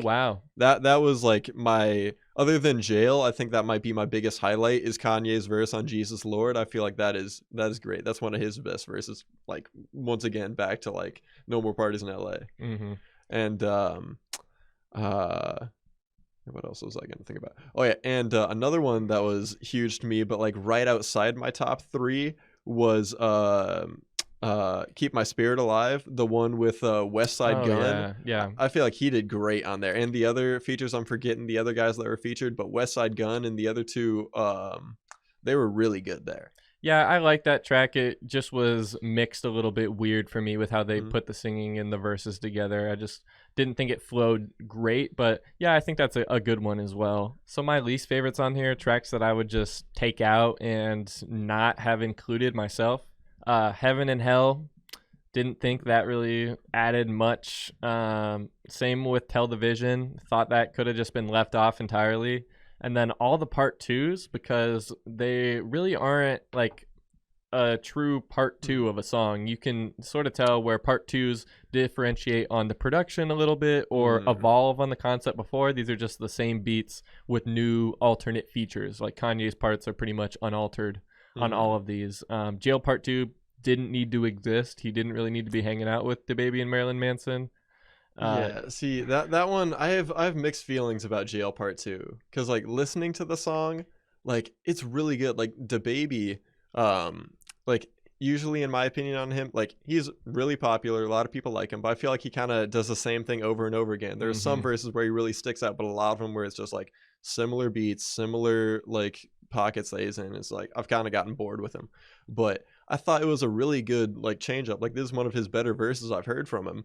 And I thought like Marilyn Manson sounded cool on there with like the vocals he provided, even though it was like a little more subtle. Yeah. But I can't bring myself to put this into my playlist just because like I can kind of deal with the Kanye baggage. Like he like there's been a lot of shit with Kanye is never truly canceled, but these guys I feel like for both of Marilyn Manson very much more so. He did some. He actually needs to be like locked up. Yeah, like that dude's and tried. Weird. Yeah, but DaBaby doubled down on his homophobic takes. Like thought that he did nothing wrong. I hope pretty much learned now, but he was acting like a baby, saying that he did nothing wrong. So yeah, I'm very skeptical about how true his intentions are. Right, and but I hope he can. He talks about being canceled on this too. He's like saying that you're taking food out of my mouth and stuff like that. It's like, dude, like have some awareness. Yeah, he really still does not, which is evident there. But then some of these other features I thought were all right. They just could have been mixed onto the original versions, you know? Like you could have found a way to get them to contribute, and it would have been all right if it was a 5+ minute song, if it included them there and not 2 separate 3-minute songs, you know? Yeah, well, I feel like part of it is like a naming thing too, because these weren't really part 2s; these are like remixes. Because they could have included them as remixes too. Yeah, he had like the Father Stretch My Hands part 1, part 2 back then. Like that was a part 1, part 2. These are like remixes. Yeah, and they just add to the length and sort of the you know what you need to approach this album with is the time to set aside to listen to this. If you're doing something during that time or not. Normally when we sit down for these podcasts, we listen to it a couple of times and then we listen to it once more, take our notes to share with all of you. But we're not going through each track this time. But I think we covered Donda pretty well. No music videos out yet for any of the tracks, so we'll see if something like that's going to be upcoming. Yeah. I do got to say, though, didn't really talk about it earlier, but throughout this whole thing, I really liked the production between Kanye and all the co-producers that he brought onto here. There's some really cool beats, and like I feel like a lot of the features on here like really hit their mark. Like I feel like Kanye and the whole team together brought the best out of each other, as compared to Certified Lover Boy we're about to talk to here. I feel like every single feature that is shared between the two, they all did better on Donda. Yeah, I'll agree with that statement there. They just showed up and gave a better contribution to this album than the other one. That's just the facts of the situation. And I don't really think you can argue that too much once we actually show you the evidence that is Certified Lover Boy. But overall, how would you rate this project? I know it's, had a lot to depack and, go through and dig through so far. But from our rating system that we use here on this podcast, we sort of use a 1 through 5 rating system, but we have specific names for each category there. So we're not being, as numerical or rigid as a number might give. But what are you thinking about rating this one? Yeah, so I'd put this a 4 on our scale. Like, I'd recommend it to other people.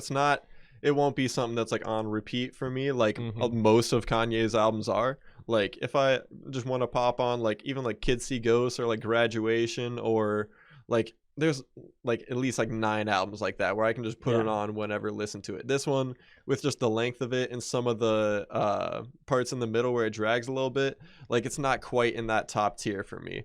But I was still really impressed, and I recommend everyone that's interested in hip hop or Kanye to give it at least like a listen or two, but find what you like out of here and listen to that. You don't necessarily need to like have it as a scheduled like album for like when you're like in album listening mode. Yeah, I would also recommend it. If you're a fan of Kanye's, you'll like a lot of the different tracks on here. If you're not a fan of Kanye's, you should definitely at least check it out. I mean, maybe ask someone that you know that is and see if they recommend you some songs to maybe listen to. But as a full album listen through, I probably won't be listening through this anytime soon, ever. I just don't see myself doing that and like sitting through the chore that is that. I'm going to take the songs that I like, might make a cut, that's 10 or 12 tracks, and have it be what I revisit and just leave the rest off of there. But who knows if this is going to be the final version. Like The Life of Pablo was changed so much after it came out. Yeah, and like the months later version was like a huge upgrade from the original. Seriously. And we know that Kanye worked on this right up to release, right up to the point where he didn't even put it out. The label said, okay, this is what we're stopping you here, and this is what's getting put out to the public. So we'll see, but I think we both recommend it, and definitely think you should check it out if you're interested in the music. Well, that brings us on to the next one, CLB. Certified Lover Boy by Drake.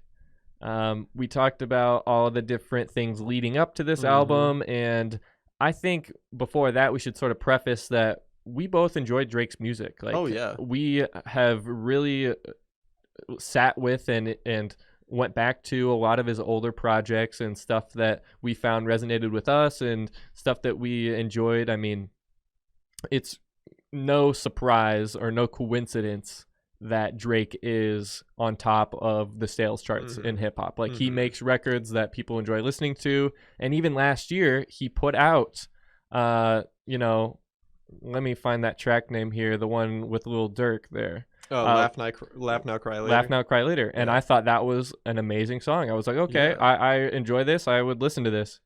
And it does not show up on Certified Lover Boy. It is not on here. Like, if you look through the track list, you might be confused because Lil Durk shows up on In the Bible, but his other feature that supposedly was going to be on this album is not on here. And so you can see this is a 21 track album. Kanye's was 23 without those part 2, so very much in the same vein of length and the same approach. I think that has become more popular as of recently in the streaming era, putting out really long albums. I'm not saying that people didn't do that before, but it's been something that has been much more important or desired in the streaming era because you don't have to hit with every single track.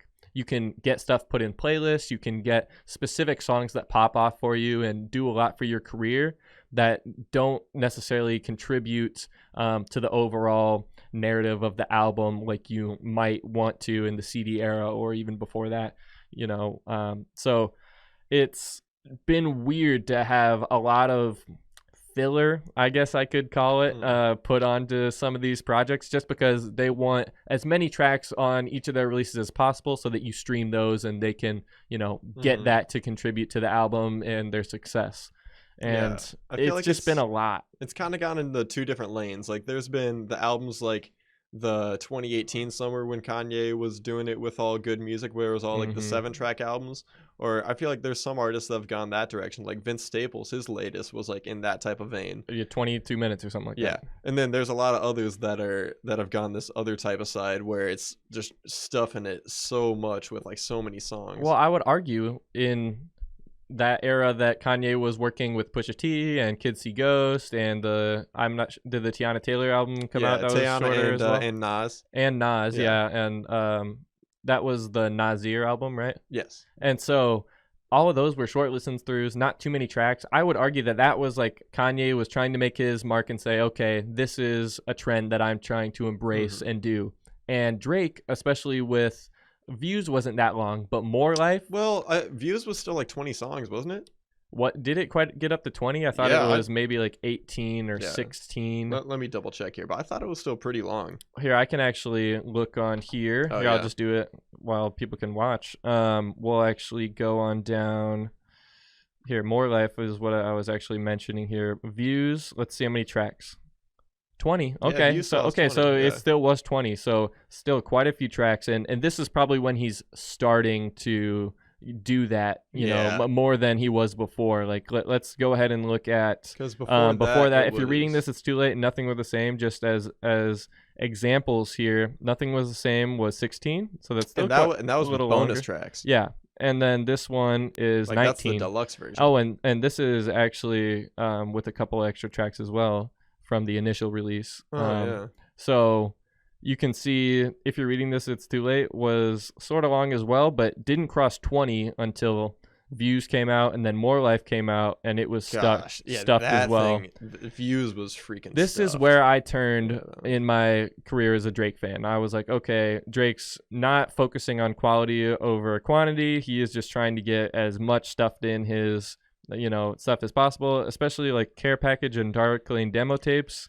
if if you're not a Drake fan, you probably didn't check these out because these were sort of just stuff that this was more stuff that had leaked or he had put out in singles, and then he just wanted it on streaming, so he got it all in this care package. And then Dark Lane demo tapes was other stuff that hadn't been released and hadn't been completed that he was, people were thinking he was working on this the same era as Certified Lover Boy. These were just the outtakes of that, and it seemed like this was more a focused project.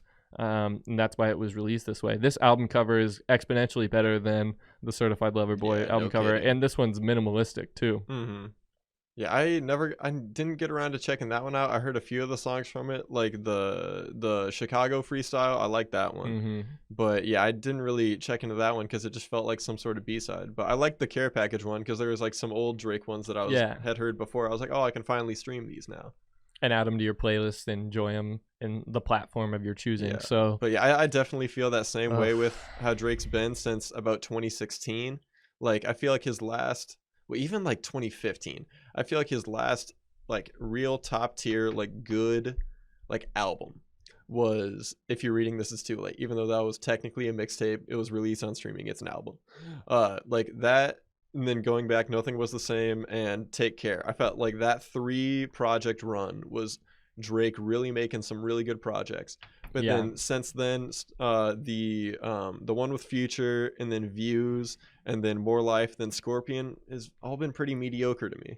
You and I are going to have some differences in opinion on a couple of those albums, but we'll get into that later. Now we're going to be focusing on Certified Lover Boy. But just initially, I was trying to get through this. Like, we listened to this, and it was really a slog. Like, it was a slow burn, I would say. If you could, that's probably a little bit nicer than I would want to phrase it. It was like my first listen through this. By track 3, I was like bored, which like that did not happen on Donda at all. Like that one is longer and did not happen until like the second half when it got slower. Here it was track 3, and I'm like, when's this gonna pick up? Yeah, Donda was constantly presenting you with new ideas, where I feel like this was retreading on Drake's past success and what he's known for more than innovating or trying something new. And those exciting moments just weren't there where Donda provided those throughout the whole entire listening experience. Sort of warranted the longer length, where this was just seen as filler, in my opinion. Yeah, I feel like you encapsulated it really well with how you said it there. Like,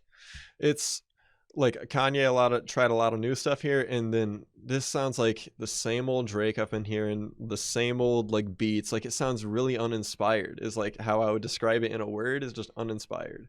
And that could be a whole list of factors that could have resulted in this being the end product. But I think it picks up in the second half. Like, there are some tracks that people that are, maybe not even Drake fans would enjoy, where most of this album I feel like is just for his fans, people that already know what his music's about. Nothing really new or enticing for people that aren't his fans already, and like just a lot of the same. Honestly, I feel bad for a lot of the features on here, because a lot of the featured artists came in and I liked their part of the song. Like, even they would like switch up the beat a lot of the time when the feature would come in. But it would be the other part of the song where Drake is just on this like real slow, real simple, just tick, tick, tick, tick, clap type beat. And it's just like really, like, I was really hoping for more out of Drake, but he's regressed. Like, he isn't hitting the highs as he previously had. Like, even like in his past like 5-year run, since he hasn't had like as great of albums, in my opinion, he's still had like the all right passable albums that have like, they have some like real gems on there. But on here, I feel like there was only like one song, honestly, that really stuck with me like that, and it was the freaking like 18th or 19th one on the whole album. Like, there was like one like true like capital B banger, and he threw it like at the end. Yeah, I'm gonna stick with my point here. If Laugh Now Cry Later was on this album, it would be the best track here. That's tough. It would be either one or two, but with me. I'm sticking with that. I still think that it was a misstep to not include it and include a lot of filler that really didn't need to be there. But that being said, I still feel like I'm being optimistic with some of the tracks that I do like on here. Like, let's just take a look at this track list. Like Champagne Poetry as an intro. Yeah, I like thought it that was one. a good Drake track, but you know what you can expect from him, right? Yeah, it's in like the same lane of his intros where it's like a 5+ minute song, him on the beat. Like it's what we're used to, but he did good on there. Yeah, and it was a fresh perspective. Like he goes off right at the beginning here saying, "I've been hot since the birth of my son." That's a double entendre, talking about sun as in the sun in the sky, hot, but also he's been mad since his son was born, and Pusha pretty much exposed him to the world. So I thought that was actually a fun perspective to get into right away. And he has some bars on here, and this is the Drake that I'm looking for. You know, this is if you're reading this, it's too late Drake that I'm a fan of. This is what I'm trying to hear, especially with the beat switch. Like, this is what I'm looking for. So from the top, I was like, okay, this is going to be something interesting. And then one of my least favorite tracks is track 2. And it just totally ruined any momentum I had. Like the beat, I will say, I like the beat on this one. It's got a good beat, but Drake just calling himself daddy and like talking about all this stuff about like cringe. He's like glorifying like being an absentee father. Like well, even on the first track, doesn't he say co-parent of the year, or is that later on that he says that? I'm not sure. He said that like that one's not as bad, but like this one he's talking about like having a bunch of different kids. And I'm like, dude, that's it does not fly. Plus just the like last part of the song where he's just like, daddy's home. I'm just like, no, skip. Please skip. I'm like, they're like it reminded me of I think it's How Do You Want It by Tupac, where Tupac is like, give it to daddy. I'm like, okay, like Tupac can get away with saying daddy. He's freaking Tupac. But Drake, even though he never had kids, right? Yeah, like Drake, his Scorpio ass, like, come on, dude, you sensitive? Like, he's not daddy. No, like you cannot do that. You not can't. on wax. You can't typecast him like that. No. And he's trying his best to be in that. I mean, obviously you can see from the album cover, he's really trying to be that on here, and it just doesn't work for me. I honestly wonder if he came up with that after he like made this song. I totally could see that, but I have to talk about track 3 here, Girls Want Girls, because it's problematic, honestly. Drake saying, staring at your dress because it's see-through. Yeah, talking all that shit that you've been through. Yeah, say that you a lesbian. Girl, me too. And so he's saying that this woman that he finds attractive, he's looking at, staring at her, you know, wanting to talk to her and get to know her better. He's saying that, oh, just because you're a lesbian doesn't mean that we can't be together. I can be a lesbian too. You know, I like women. That's all I like. Bruh. And bruh, yeah, seriously, like it's so missing the point, and it's just problematic that he's also calling himself a lesbian. Oh yeah, play that again for me. I just don't enjoy it. I'm gonna be saying that every time I hear someone play something from this album. Man, for the most part. This is what I want to hear right about now. I'm sorry. From Drake, Canadian ass. I need to hear him say sorry. I feel like I need an apology. Yeah, we deserve a bit of an apology just for that line, bruh. Oh my god, like I can't believe that got okayed, or it was, you know, like some people listened to that and said, "Oh yeah, you should keep that on your album." Yeah, it's a good hook.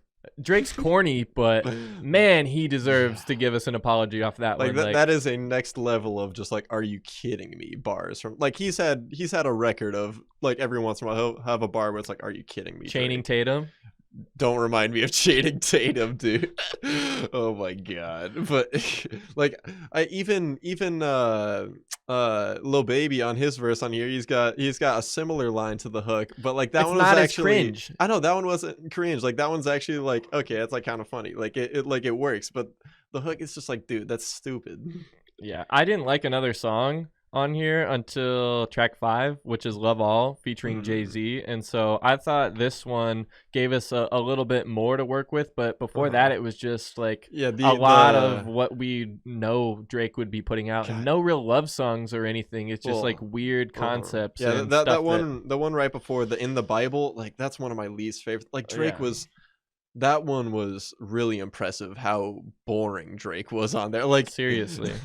like the feature I thought was all right, but just Drake, I was just like really underwhelmed. I was like, this is really like, you released this, like you chose to put this out. Like I was, yeah. One questionable thing though, I didn't know why they sampled from Notorious B.I.G.'s sophomore album talking about previously on Ready to Die. I don't know why they sampled that from the Life After Death intro. Yeah, it seemed that kind was of out of nowhere. and out of nowhere, and it didn't really make that much sense. But I mean, this track was at least something that I could listen to and actually bear and to like, enjoy. Even on this song, like I didn't think Drake was all that great. No, his part was the worst. Like Jay-Z comes in and steals the show, and as he should. I mean, you could see on the billboard for New York City, he said, "Yeah, the GOAT is on CLB," and talking about Jay-Z. So I'm glad he referred to Jay as the GOAT though, or the marketing team did. But well, I could definitely see Drake doing that because like even back to like Paris Morton Music 2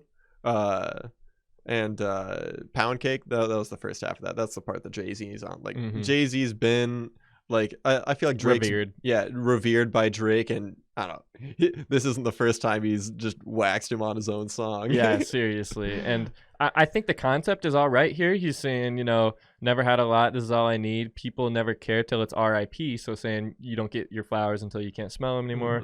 That type of thing. Yeah, I thought the hook was all right. They back on me for no reason. Loyalty is priceless, and it's all I need. And so he's just saying, like, a lot of these people don't have my back. They're not my friend like they are appearing to, or maybe faking that they are. And Jay also has a decent perspective on this. He's like, yeah, they wanted to kill me, and you're still with them.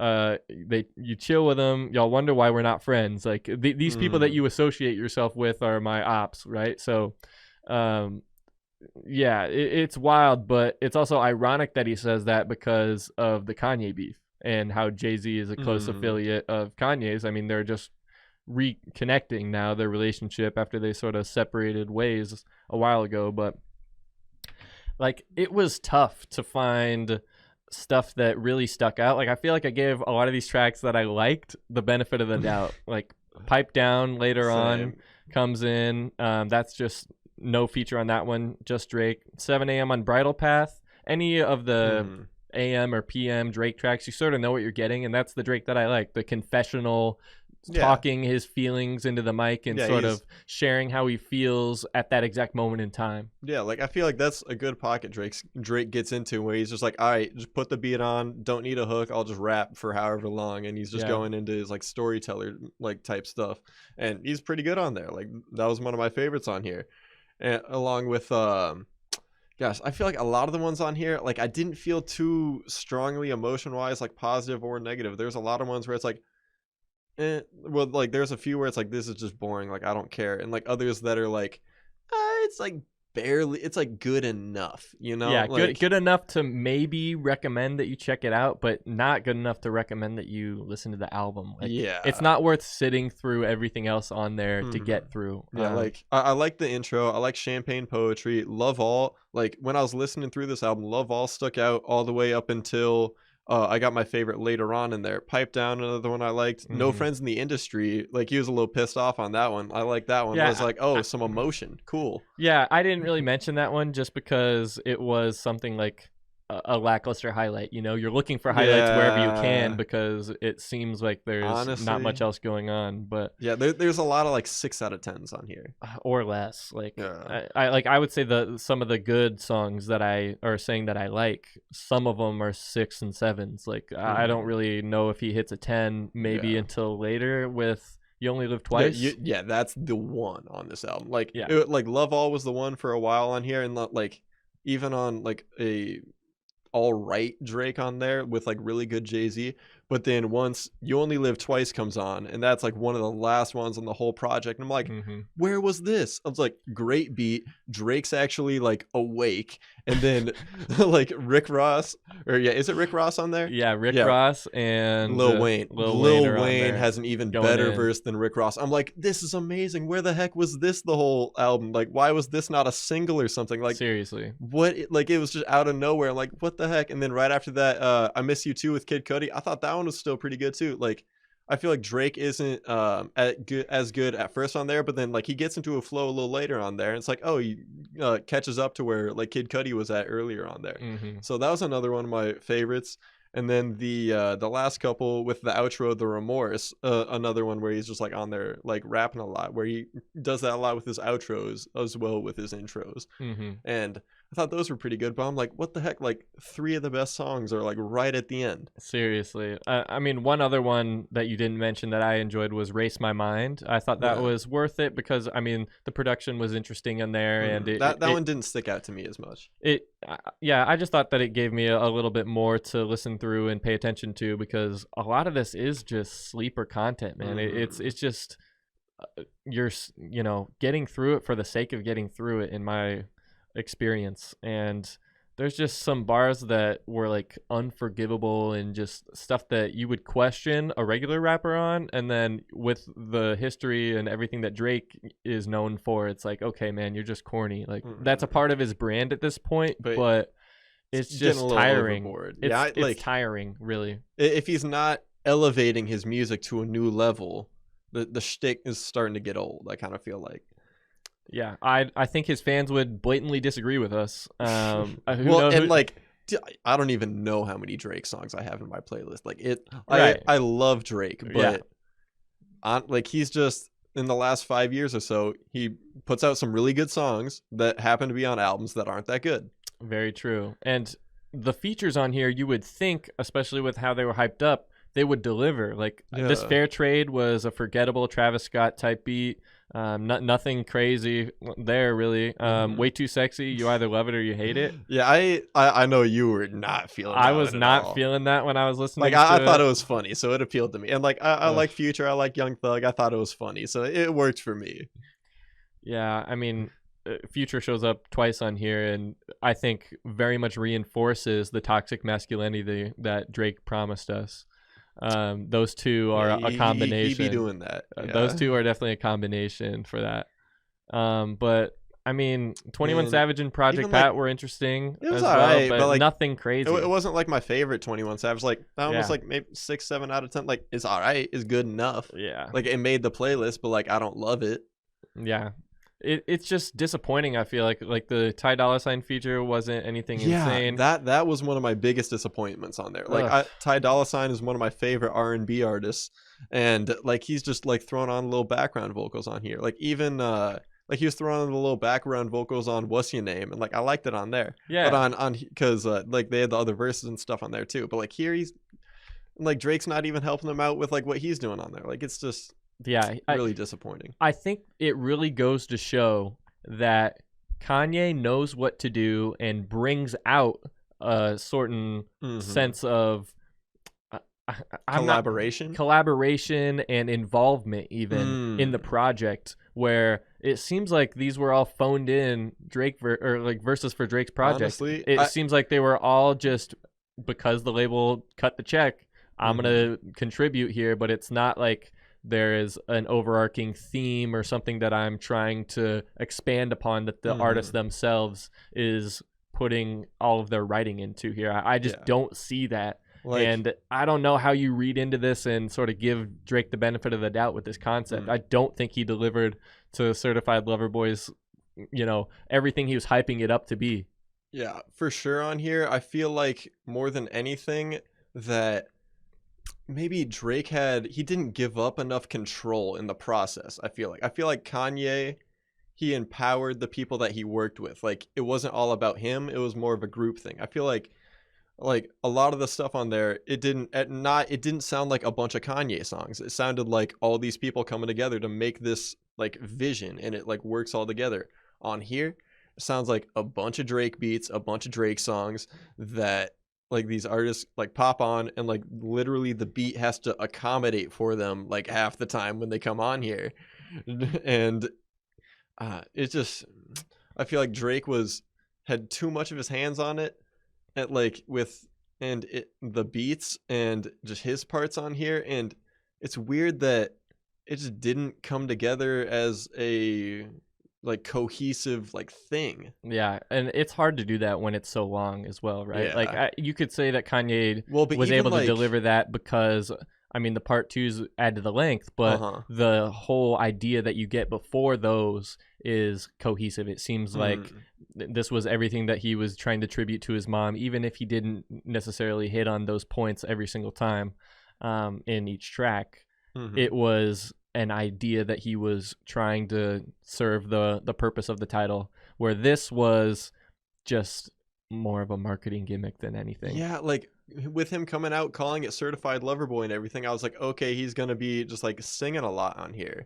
Yeah, more R&B stuff, maybe like 2012 or 13 Drake, maybe a little bit of a throwback, but no, it's more of what we already heard on Scorpion or X, Y, and Z other previous project you want to name. Yeah, and even just like a lot of the same. Even like Views, even though I'm not the biggest fan of that because I feel like there are some lulls in that album, but that one definitely has a cohesive feel to it. Like that one, it sounds like every song on there sounds like it's Views. Like it sounds like it's a rainy day. Like the album cover fits and everything. Like there's a vision. Like with no album cover to really fit an idea behind here either. Like it's very surface level with pregnant women. This is supposed to be baby making music. This is supposed to be something that you have sex to, but I don't ever see myself doing that. Oh my God, no. Like literally the Fly Honey playlist. Only one song on freaking Certified Lover Boy made it into the Fly Honey playlist. Just aesthetically, that should not be where we're at. No, it shouldn't be. And I'm like just Drake disappointed. is a staple in there. I'm just disappointed in this overall. But how would you rate this? Gosh, I wouldn't quite throw it out because there's still songs on here that I like. There's a lot of these that ended up making my playlist, but only one that I really love. And so I'd say, God, if you're not that into Drake, you don't need to check it out. But wait, what's the? I'm trying to look at my part. What did I say? Well, because I forget. Okay. Well, okay. I'm sorry. You're good. I would say I wouldn't skip the songs from here that are in my playlist, even though some of them might evolve into that way once I've given them more time out of a album listening context and into them just popping up in the playlist context. We'll see how it evolves that way. So I'd still like a lot of these made the playlist, but I cannot recommend this as a good listen through. I lay in a lot of the same area with your opinion there. I think if you're a Drake fan, I would go through, maybe just try and sit through it all and grab some songs for your playlist like we did here. But if you're not a Drake fan, I really wouldn't check this out. Like this is an underwhelming and under-delivered, over-promised project that I hate to see from Drake as a fan. Like I don't want this to be a track record with him, but it seems like that's where he's going in the future here. But we'll see if he's able to sort of make a better concept that he can actually deliver upon, where this one seemed it was just the whole era was overpromised and overemphasized. I mean, hell, I got to show you this from the jump. He was carving heart into his hair. From the beginning, he was hyping up this era last year. It's been a year of buildup for this project. And how are you going to do this? The Nike collab, everything that's gone on, and not deliver a project of music that lives up to the name. Like how do you do that? They put the work into the marketing, but not the art. And you could say a lot of industries, video games, things suffer for that. I mean, a lot of creative projects suffer for that. I think it's a necessary part of it, especially someone from a marketing degree standpoint. I think it's a very necessary thing to do to get people to learn about it and hear about it and interact and talk about it.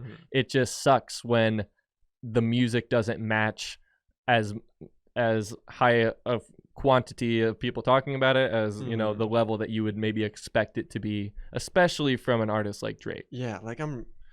Drake, he's made art before. Like he has put out some very beautiful pieces of art before, but like this is just rap. This is just music. Even Donda, even compared to it, like that is art.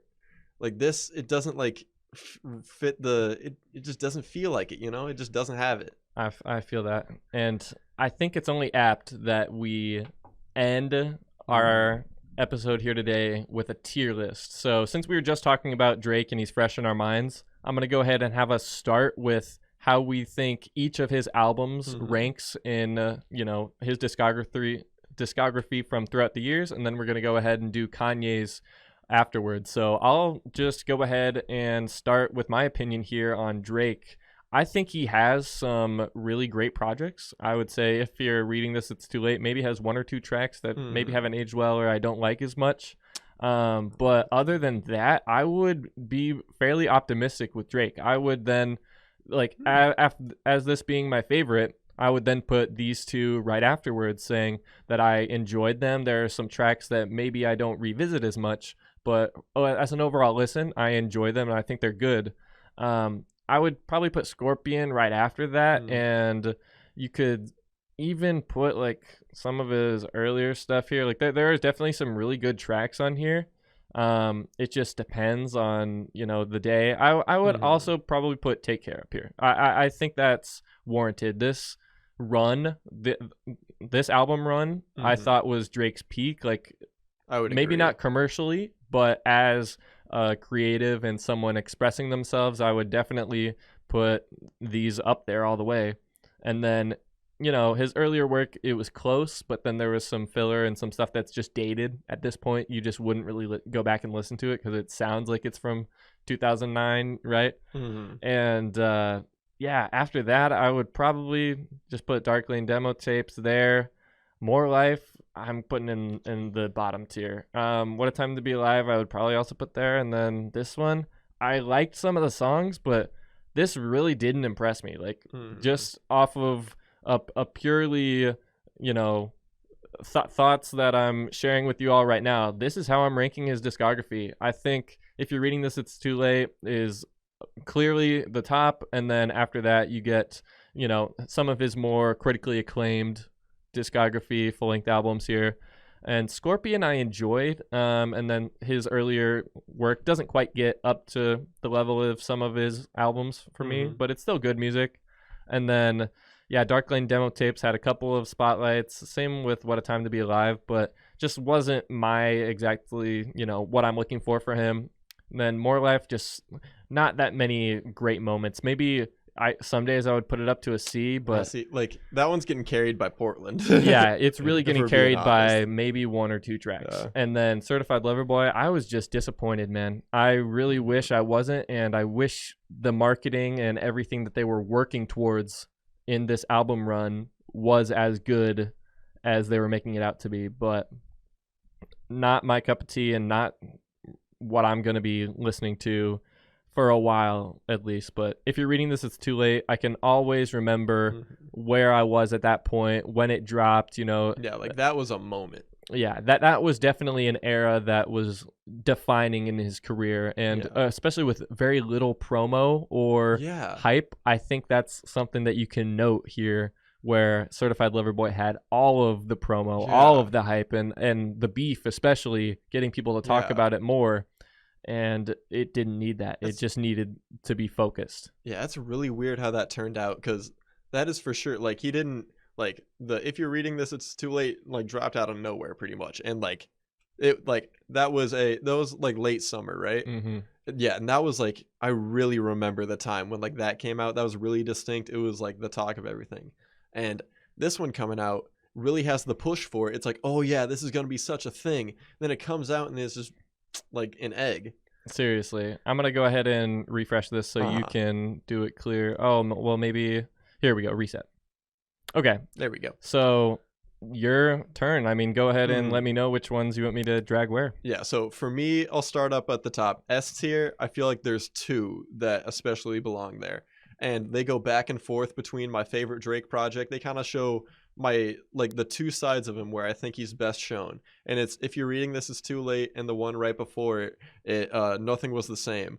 I feel like those two albums are, like, great listens through front to back. Some of my favorite albums ever. Like, those are a couple that are, like, mainstays, and where it's like, okay, I've been listening to my playlist too much, I just want to listen to some albums. Like, those two are a couple go-tos.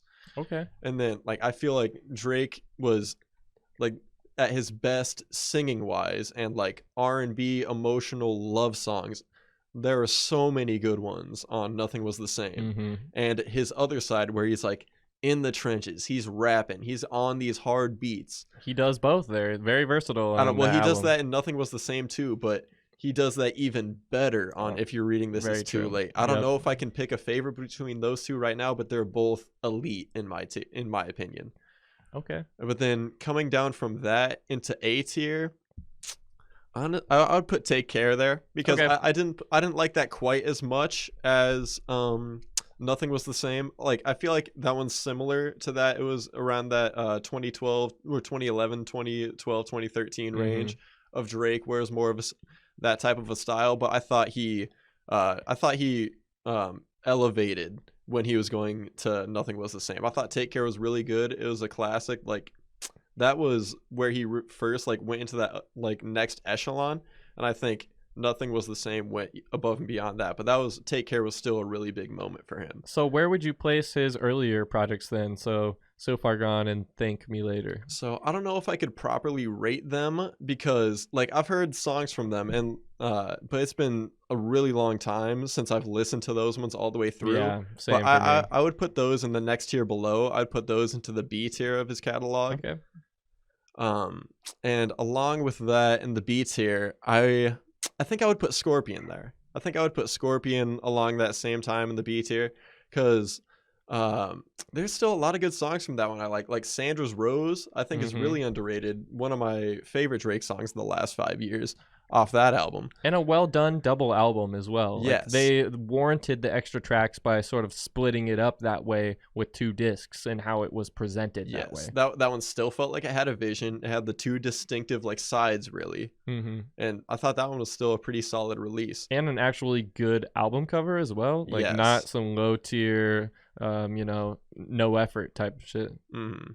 Yeah, and then I think it's kind of close with those ones, but maybe like a little tiny step down into C tier is where I'd put Views, because there's still like a decent amount of songs from Views that I like, but like I said, that one gets lulls in the middle, gets a little sleepy, but it fits with the vibe. It's still a solid album, like not quite not quite the top where it would be like for those top 3 there, but I still enjoy that one.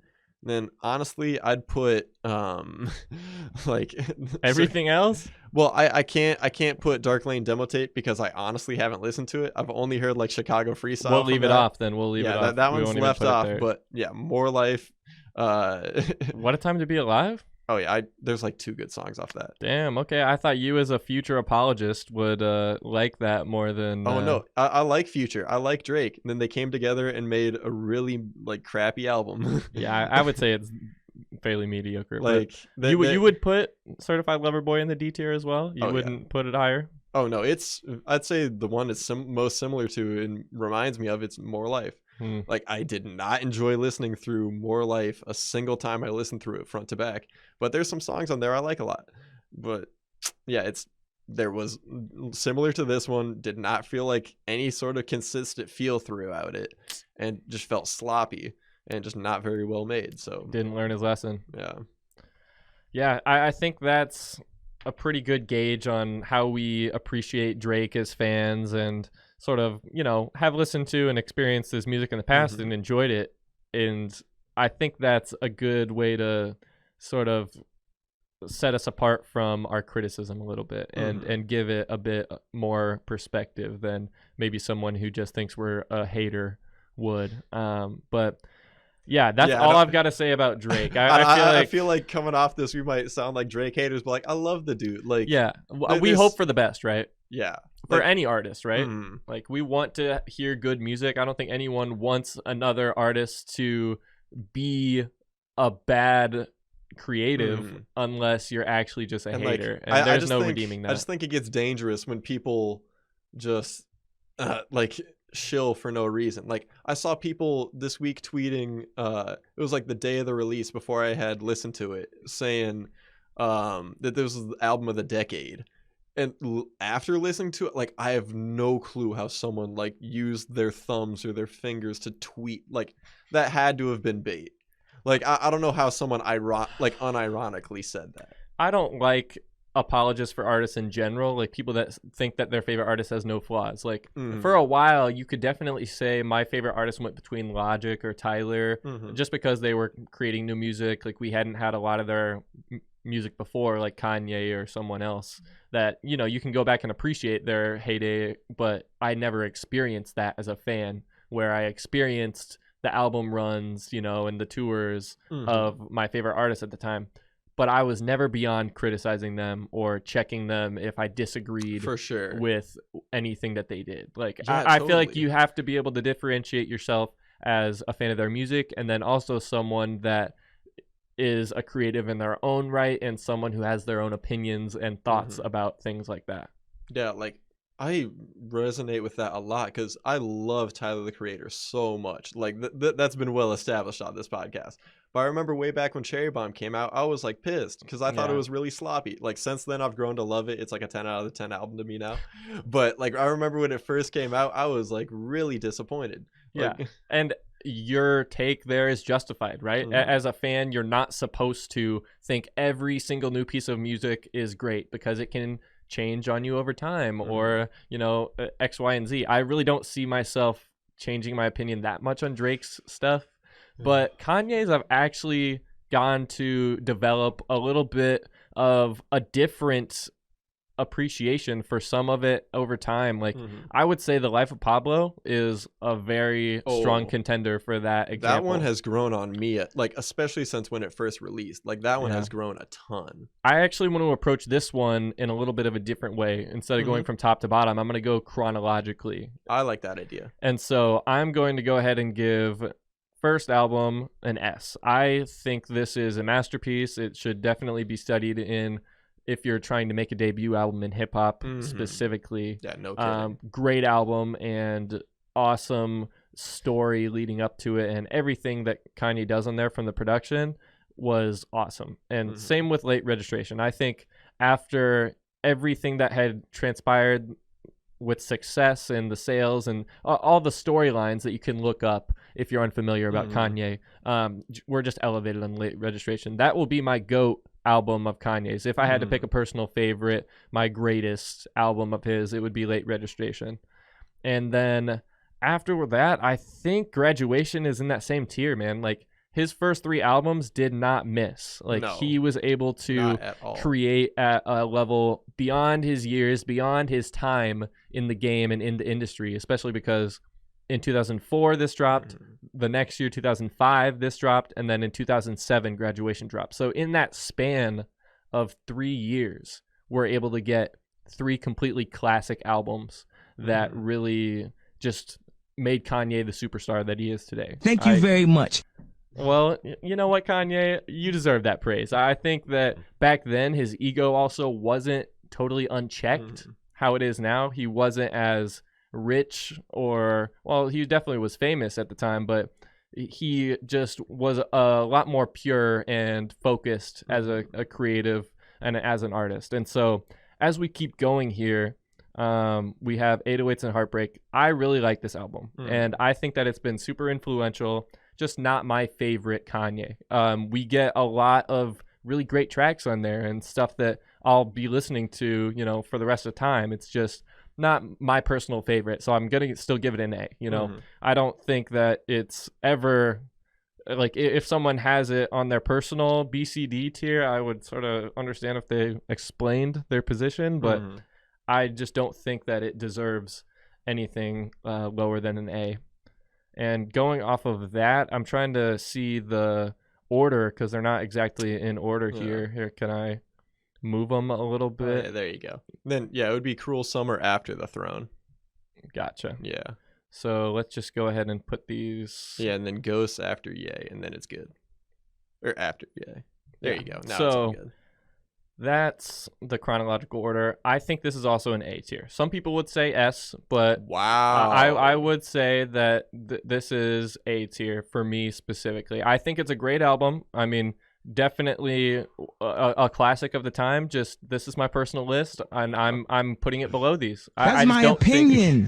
that is my opinion. That is how I think about this, and I'm trying to come up with the words to defend my position because everything in me is telling me this is an S tier album, right? That is a surprise to me. Everything in me is telling me it's S tier, but I have to put it lower. I mean, I could put it I don't know above if you have to, 808s. man. Definitely, I could put it above 808s.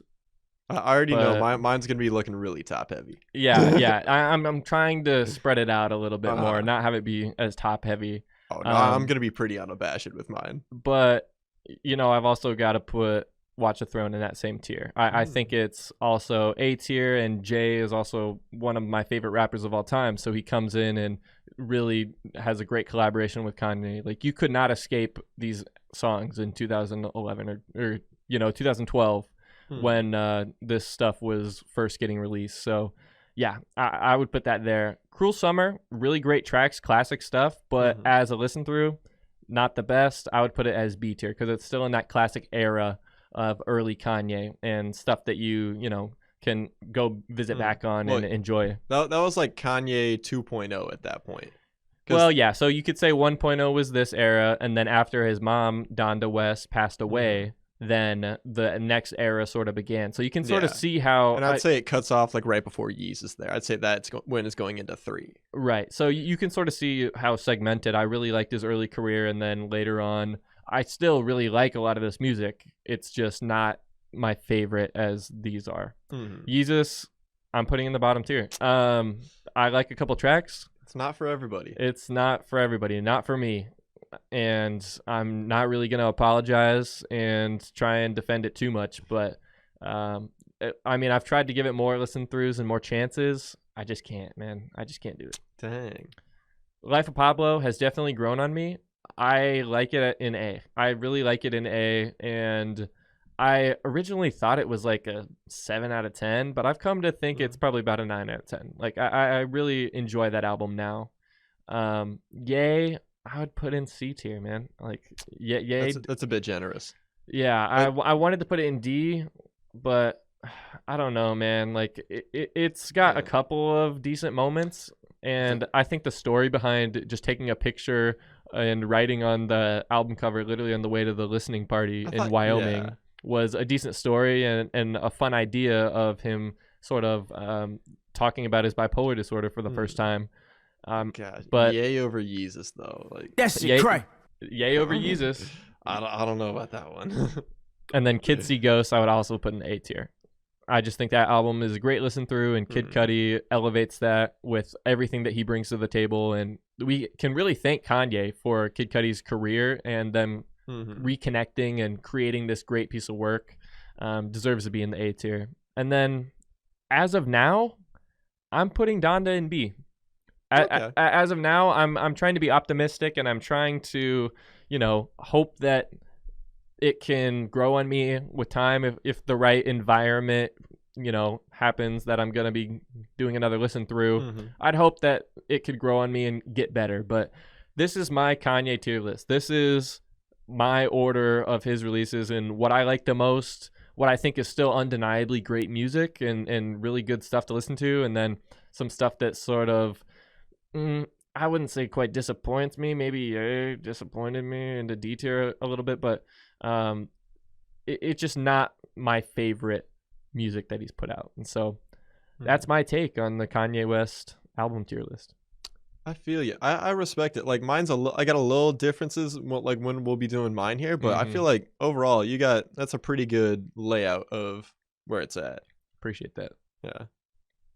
So, Alec, I'm going to give it up to you. This is your turn to share your opinion on Kanye's projects and your tiers through S, A, B, C, D. Man, it's fun to revisit this. I feel like this is like a ritual I've done.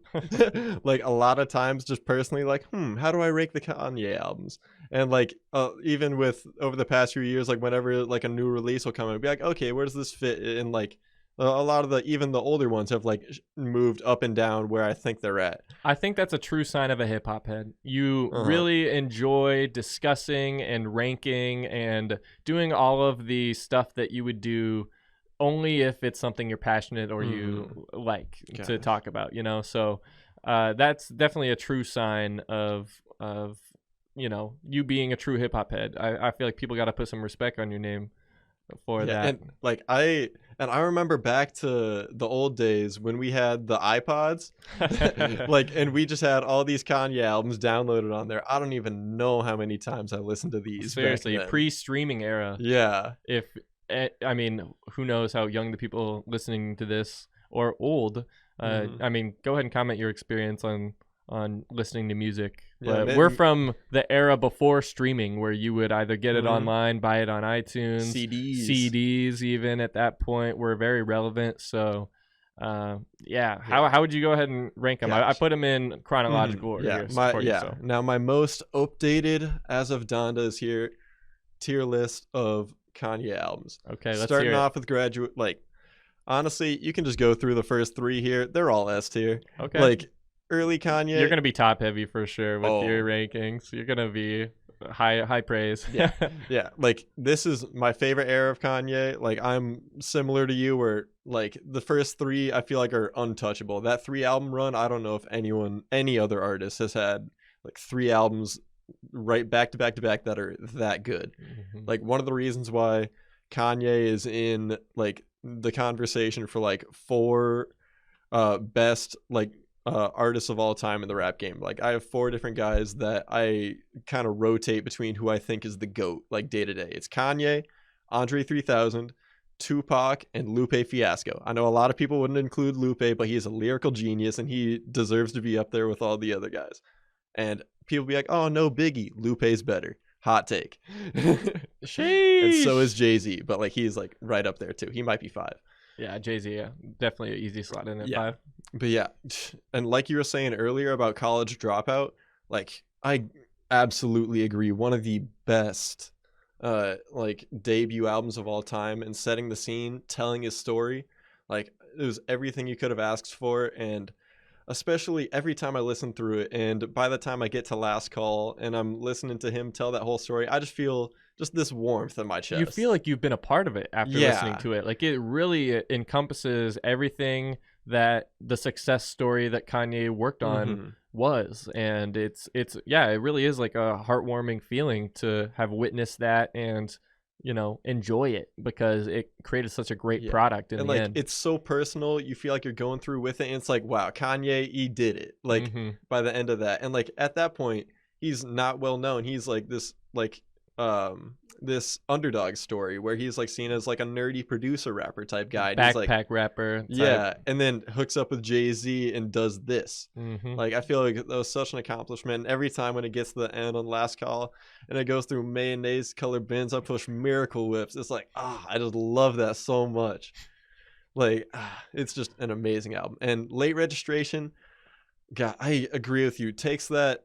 For a while here, I had College Dropout ahead of Late Registration a little bit, but I feel now Late Registration might have edged out a little above College Dropout in where I rank them personally. It's the Empire Strikes Back of Kanye albums. In the, if we're going to make a Star Wars analogy, it's low-key the best one. Let's be honest. That's just your opinion. Yeah, well, let's not open up the Star Wars debate here either. Yeah. I'm just passionate. You know, Yeah, for real. We got a lot of emotions in this. Right. Yeah. Yeah, I feel like he definitely takes it to another level here. I love some of the B-side type songs, and the later ones on here, We Major, Late, are beautiful. And Gone, the ones that are that around the end, I think those are the ones that have lifted this one up. If you do any background or digging on Late Registration, you'll see that he was able to work with a whole string section. Yeah, the whole orchestra. And it really elevated this album, made it feel grandiose. Yeah, that's one of my favorite little pieces of trivia. Yeah, that's probably why I set it above the other 2, in my personal opinion. But because I also just love that sound in general. I don't know. For me, it was it's a whole lead up for me. So the first 2 are really good, but the third one, Graduation, that's where it culminates for me. I think that is it is so close to the pure definition of a perfect no skips album. if it wasn't for drunken hot girls. And that makes me pissed because I love Mos Def, and I know. I like honestly, Mos Def has a classic with Black on Both Sides from '99, and then he comes out with The New Danger in 2004, and I still really enjoyed that album. And Kanye has some production credits on there as well. That comes out the same year as Kanye's debut, so I really like both of Mos Def's albums there. He's got some stuff later in his discography that, I mean, you can listen to if you want, but those are the two undeniable albums that Mos Def has. And I was thinking that he would be a great addition to a Kanye track. Well, he'd been on some other Kanye ones. Like, I think he was on he was on Dropout or Registration, maybe both, but he had some earlier features on there. He was on Dropout. Yeah. He was not on Late Registration. Okay, yeah, and I thought he was on one of them. But gosh, yeah, he's such a talented artist, and then that's just such a weird, crappy song right in the middle of Graduation. I think you can credit it to Kanye trying to make future-proof hits. I mean, a lot of what he does on Graduation sets up the 2010-11 rap scene. Like, it sets up those anthems, radio hits, and he was doing that in 2007. So yeah, and you just really gotta respect that. Even beyond those, like, it's like the earlier part of the album where it's got like Stronger, it's got Can't Tell Me Nothing, it's got the one with T-Pain, I'm forgetting the name. Good Life. Yeah, Good Life. All those ones that are like great, like radio hit, stadium hit, they're great in that. But some of my favorites on here are I'm forgetting the name. The Glory and what's the other one right next to it? It's like The Glory. It's not Big Brother, but there's one other one like right next to it. Oh, that annoys me that it's escaping me right now. But it's close to a perfect album. I would agree with you there. It's really great. Like like whenever I listen to it, pretty much I just cut out Drunken Hot Girls, and it is a absolutely perfect experience for me. I love it from the bottom of my heart. It is an amazing album. And God, even going on from there, coming off of the little splurge I had for those first three. Seriously. 808, I'm still a fan of it. There's still some really good ones on there, like Paranoid, RoboCop. I really like what he did there and totally set it up for the next generation. But I'd put this one a little lower. I'd say it's B tier. It's not quite the heights of those, but still pretty good. Okay. And like, because there's like maybe like 5 songs out of like the 12 that I like a lot. The other ones are kind of like all right, but it's still pretty good. And it was fun seeing Kanye go in a new direction here, and he was doing something that not many other artists had done at that point, especially in the rap scene. Seriously. And so I thought that was a really interesting point there. But coming off after that, I already know. I don't even have to say it. My Beautiful Dark Twisted Fantasy. It goes back and forth with Graduation and me. It goes back and forth with Graduation for me as my favorite Kanye of all time, and probably they're easily in my top 5 favorite albums, period, all time. Like, those two are just amazing to me. My Beautiful Dark Twisted Fantasy is such a great encapsulation of where Kanye was, how he felt, and just a total critique of fame and like being in the public eye, and like where he was and where a lot of people like him were at that time. And it's just a beautiful message. And the way it ends with Who Will Survive in America, and the one right before that with Bon Iver, it is just absolutely beautiful. Can't be anything less than a 10 out of 10 to me. And it is right there with Graduation as one of my favorite albums that I've ever listened to. And so now, off that though, I feel like I'm kind of having a bit of a controversial take about Watch the Throne. I don't think it's that good. Like, I'd say it, like, it's all right, but it's like B tier to me. Like, there's some really good songs, and it might have the best 3-song run of any album I've listened to. But there's still like a lot of like, once it gets to the second half, it's like lulls. But once it's the one part where it's, I believe, in Paris, then Gotta Have It, then Otis. That's the order. That 3-song stretch, immaculate. I love the Untouchable. 3 just amazing songs, and a lot of good other ones on there. But I feel like in the second half it like kind of lulls a little bit. Like Made in America is pretty good, but like there's a few in there where it's like and it just didn't quite hit what I'm expecting from Kanye and Jay-Z collab album, you know? Right. And then coming off of that, I'd put Cruel Summer a little bit lower. That one goes C tier. It's still got some good songs on there, but like it's not like an album. It's just like an EP type thing. But like there's still some bangers, but it's around the same thing. I remember when that one had a bit of a moment to it too, because I remember how they released it staggered throughout the summer. They did it the like Good single Fridays style. Yeah, they did it single style with the Good Friday, saying, "Hey, we're going to be putting out this music. Like tune in." And yeah, it was a smart way to do it, and I feel like good music should make a comeback and do something like that again, because they have a good roster. They just need to be able to get them in a creative space to where they can collaborate and for sure amplify each other's voices. I remember they were hyping up a thing for like a Cruel Winter like a year or two ago, and I was really excited for that, but nothing came out of it. Should have done it. Yeah, they can still do it. Listen to yeah. our advice. Yeah, honestly, they just gotta like. And I remember with Cruel Summer, Mercy, that song was a moment. Like that like I was like 5th, 6th grade, something when that came out. But even at that point, everyone loved that song. Right. So like it was all over the place. Even though it's not as high for me because it's not like an album, there's still a lot of good songs that I like on there. And so I divert a little from you here. Yeezus, I'd actually put that up in the B tier. I'd put that. Wow. I'd say that's around the same space as Watch the Throne and 808s for me. I thought it was a lot of new sounds that Kanye hadn't dipped into before, and it was pretty abrasive for some people, but I liked it. I thought it was really shifty, dynamic, and liquid, kind of. Very interesting way to describe it. Yeah, and I thought, but kind of sharp too. Like it's very like hard to pin down, and I'm very much a fan of that one.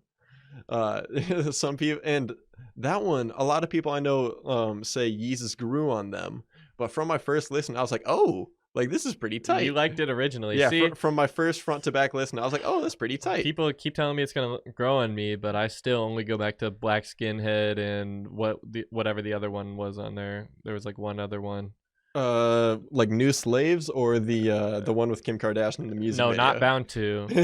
It was probably New Slaves. Those are like the two that I would take from that album and listen to again. But the rest of it was just not my jam. But I'm glad that you like it. B tier at least.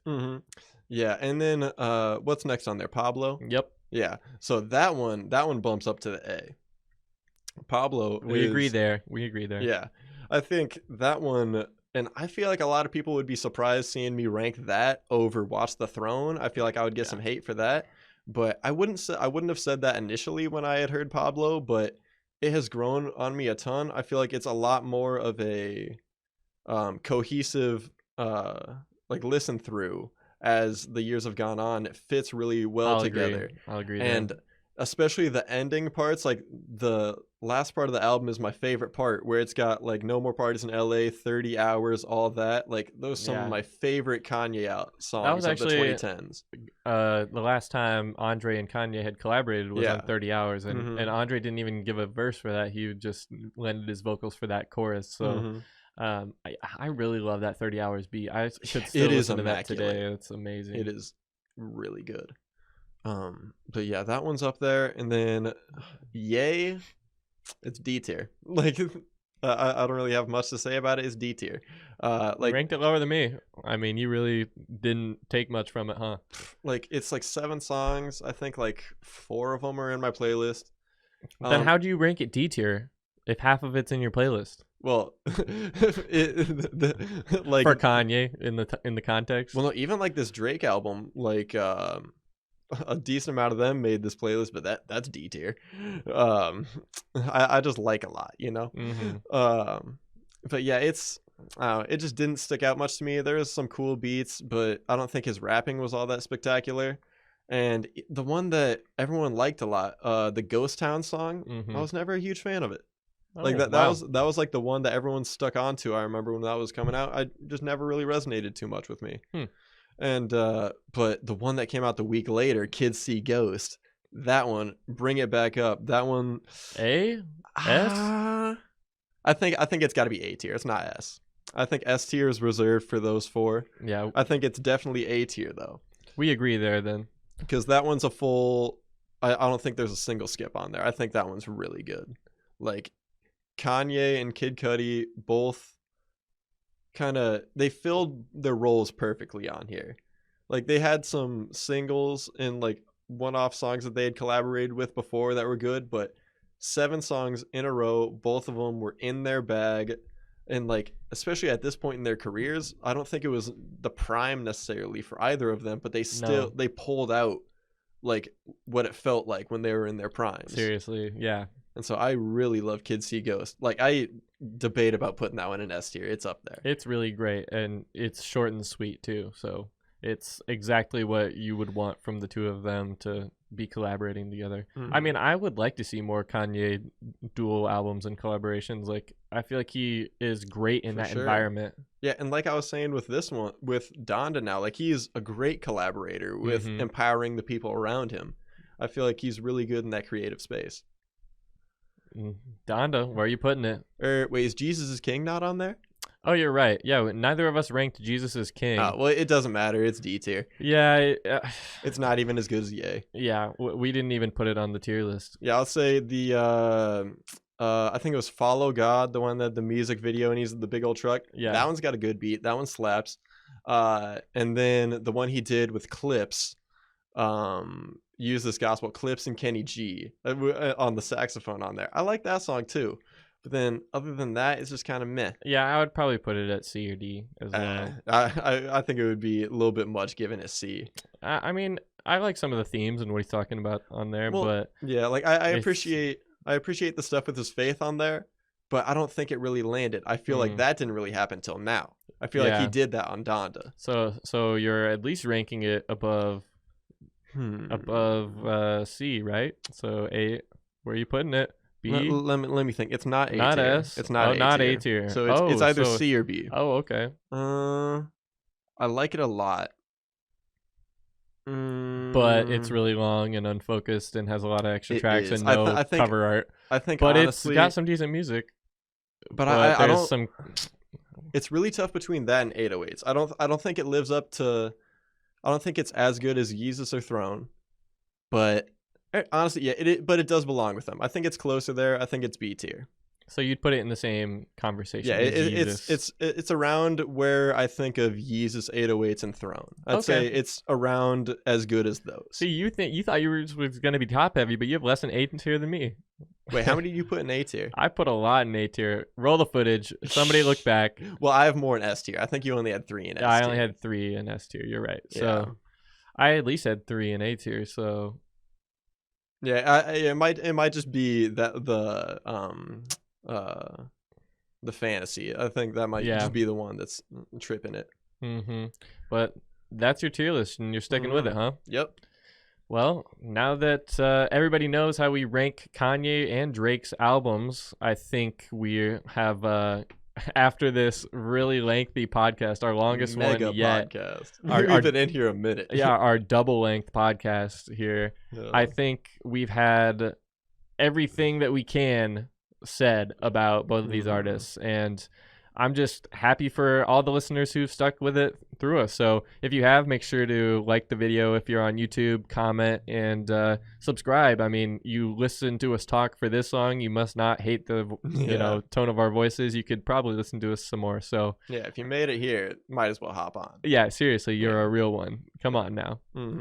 But we hope that you enjoyed this episode of the Boom Bap Bros podcast. I mean, we've been meaning to get both of these albums, just waiting for them to come out, and it just so happened that the beef happened at the same time. Everything intersected to give us a lot to talk about here today. So we hope you all enjoyed this episode. It was a dedication for us. We've spent the last couple of days working on this, so we really hope you guys enjoy it. For sure, yeah. Can't wait to get this out, and can't wait to see what people think about it. And can't wait to see what other people have to say about these albums, because like I was saying right at the beginning, a couple titans of the industry, like hugely important. Like this is a moment with these two coming out within a week of each other. And I don't think that everyone's going to agree with us. I'm really interested to hear some other takes. If you have thoughts yourself, comment. Please, if you haven't already, angrily typed us a comment disagreeing. Tell me how dumb I am, please. I want to know. Yes, Go ahead and share your thoughts, and then you can find us on social media.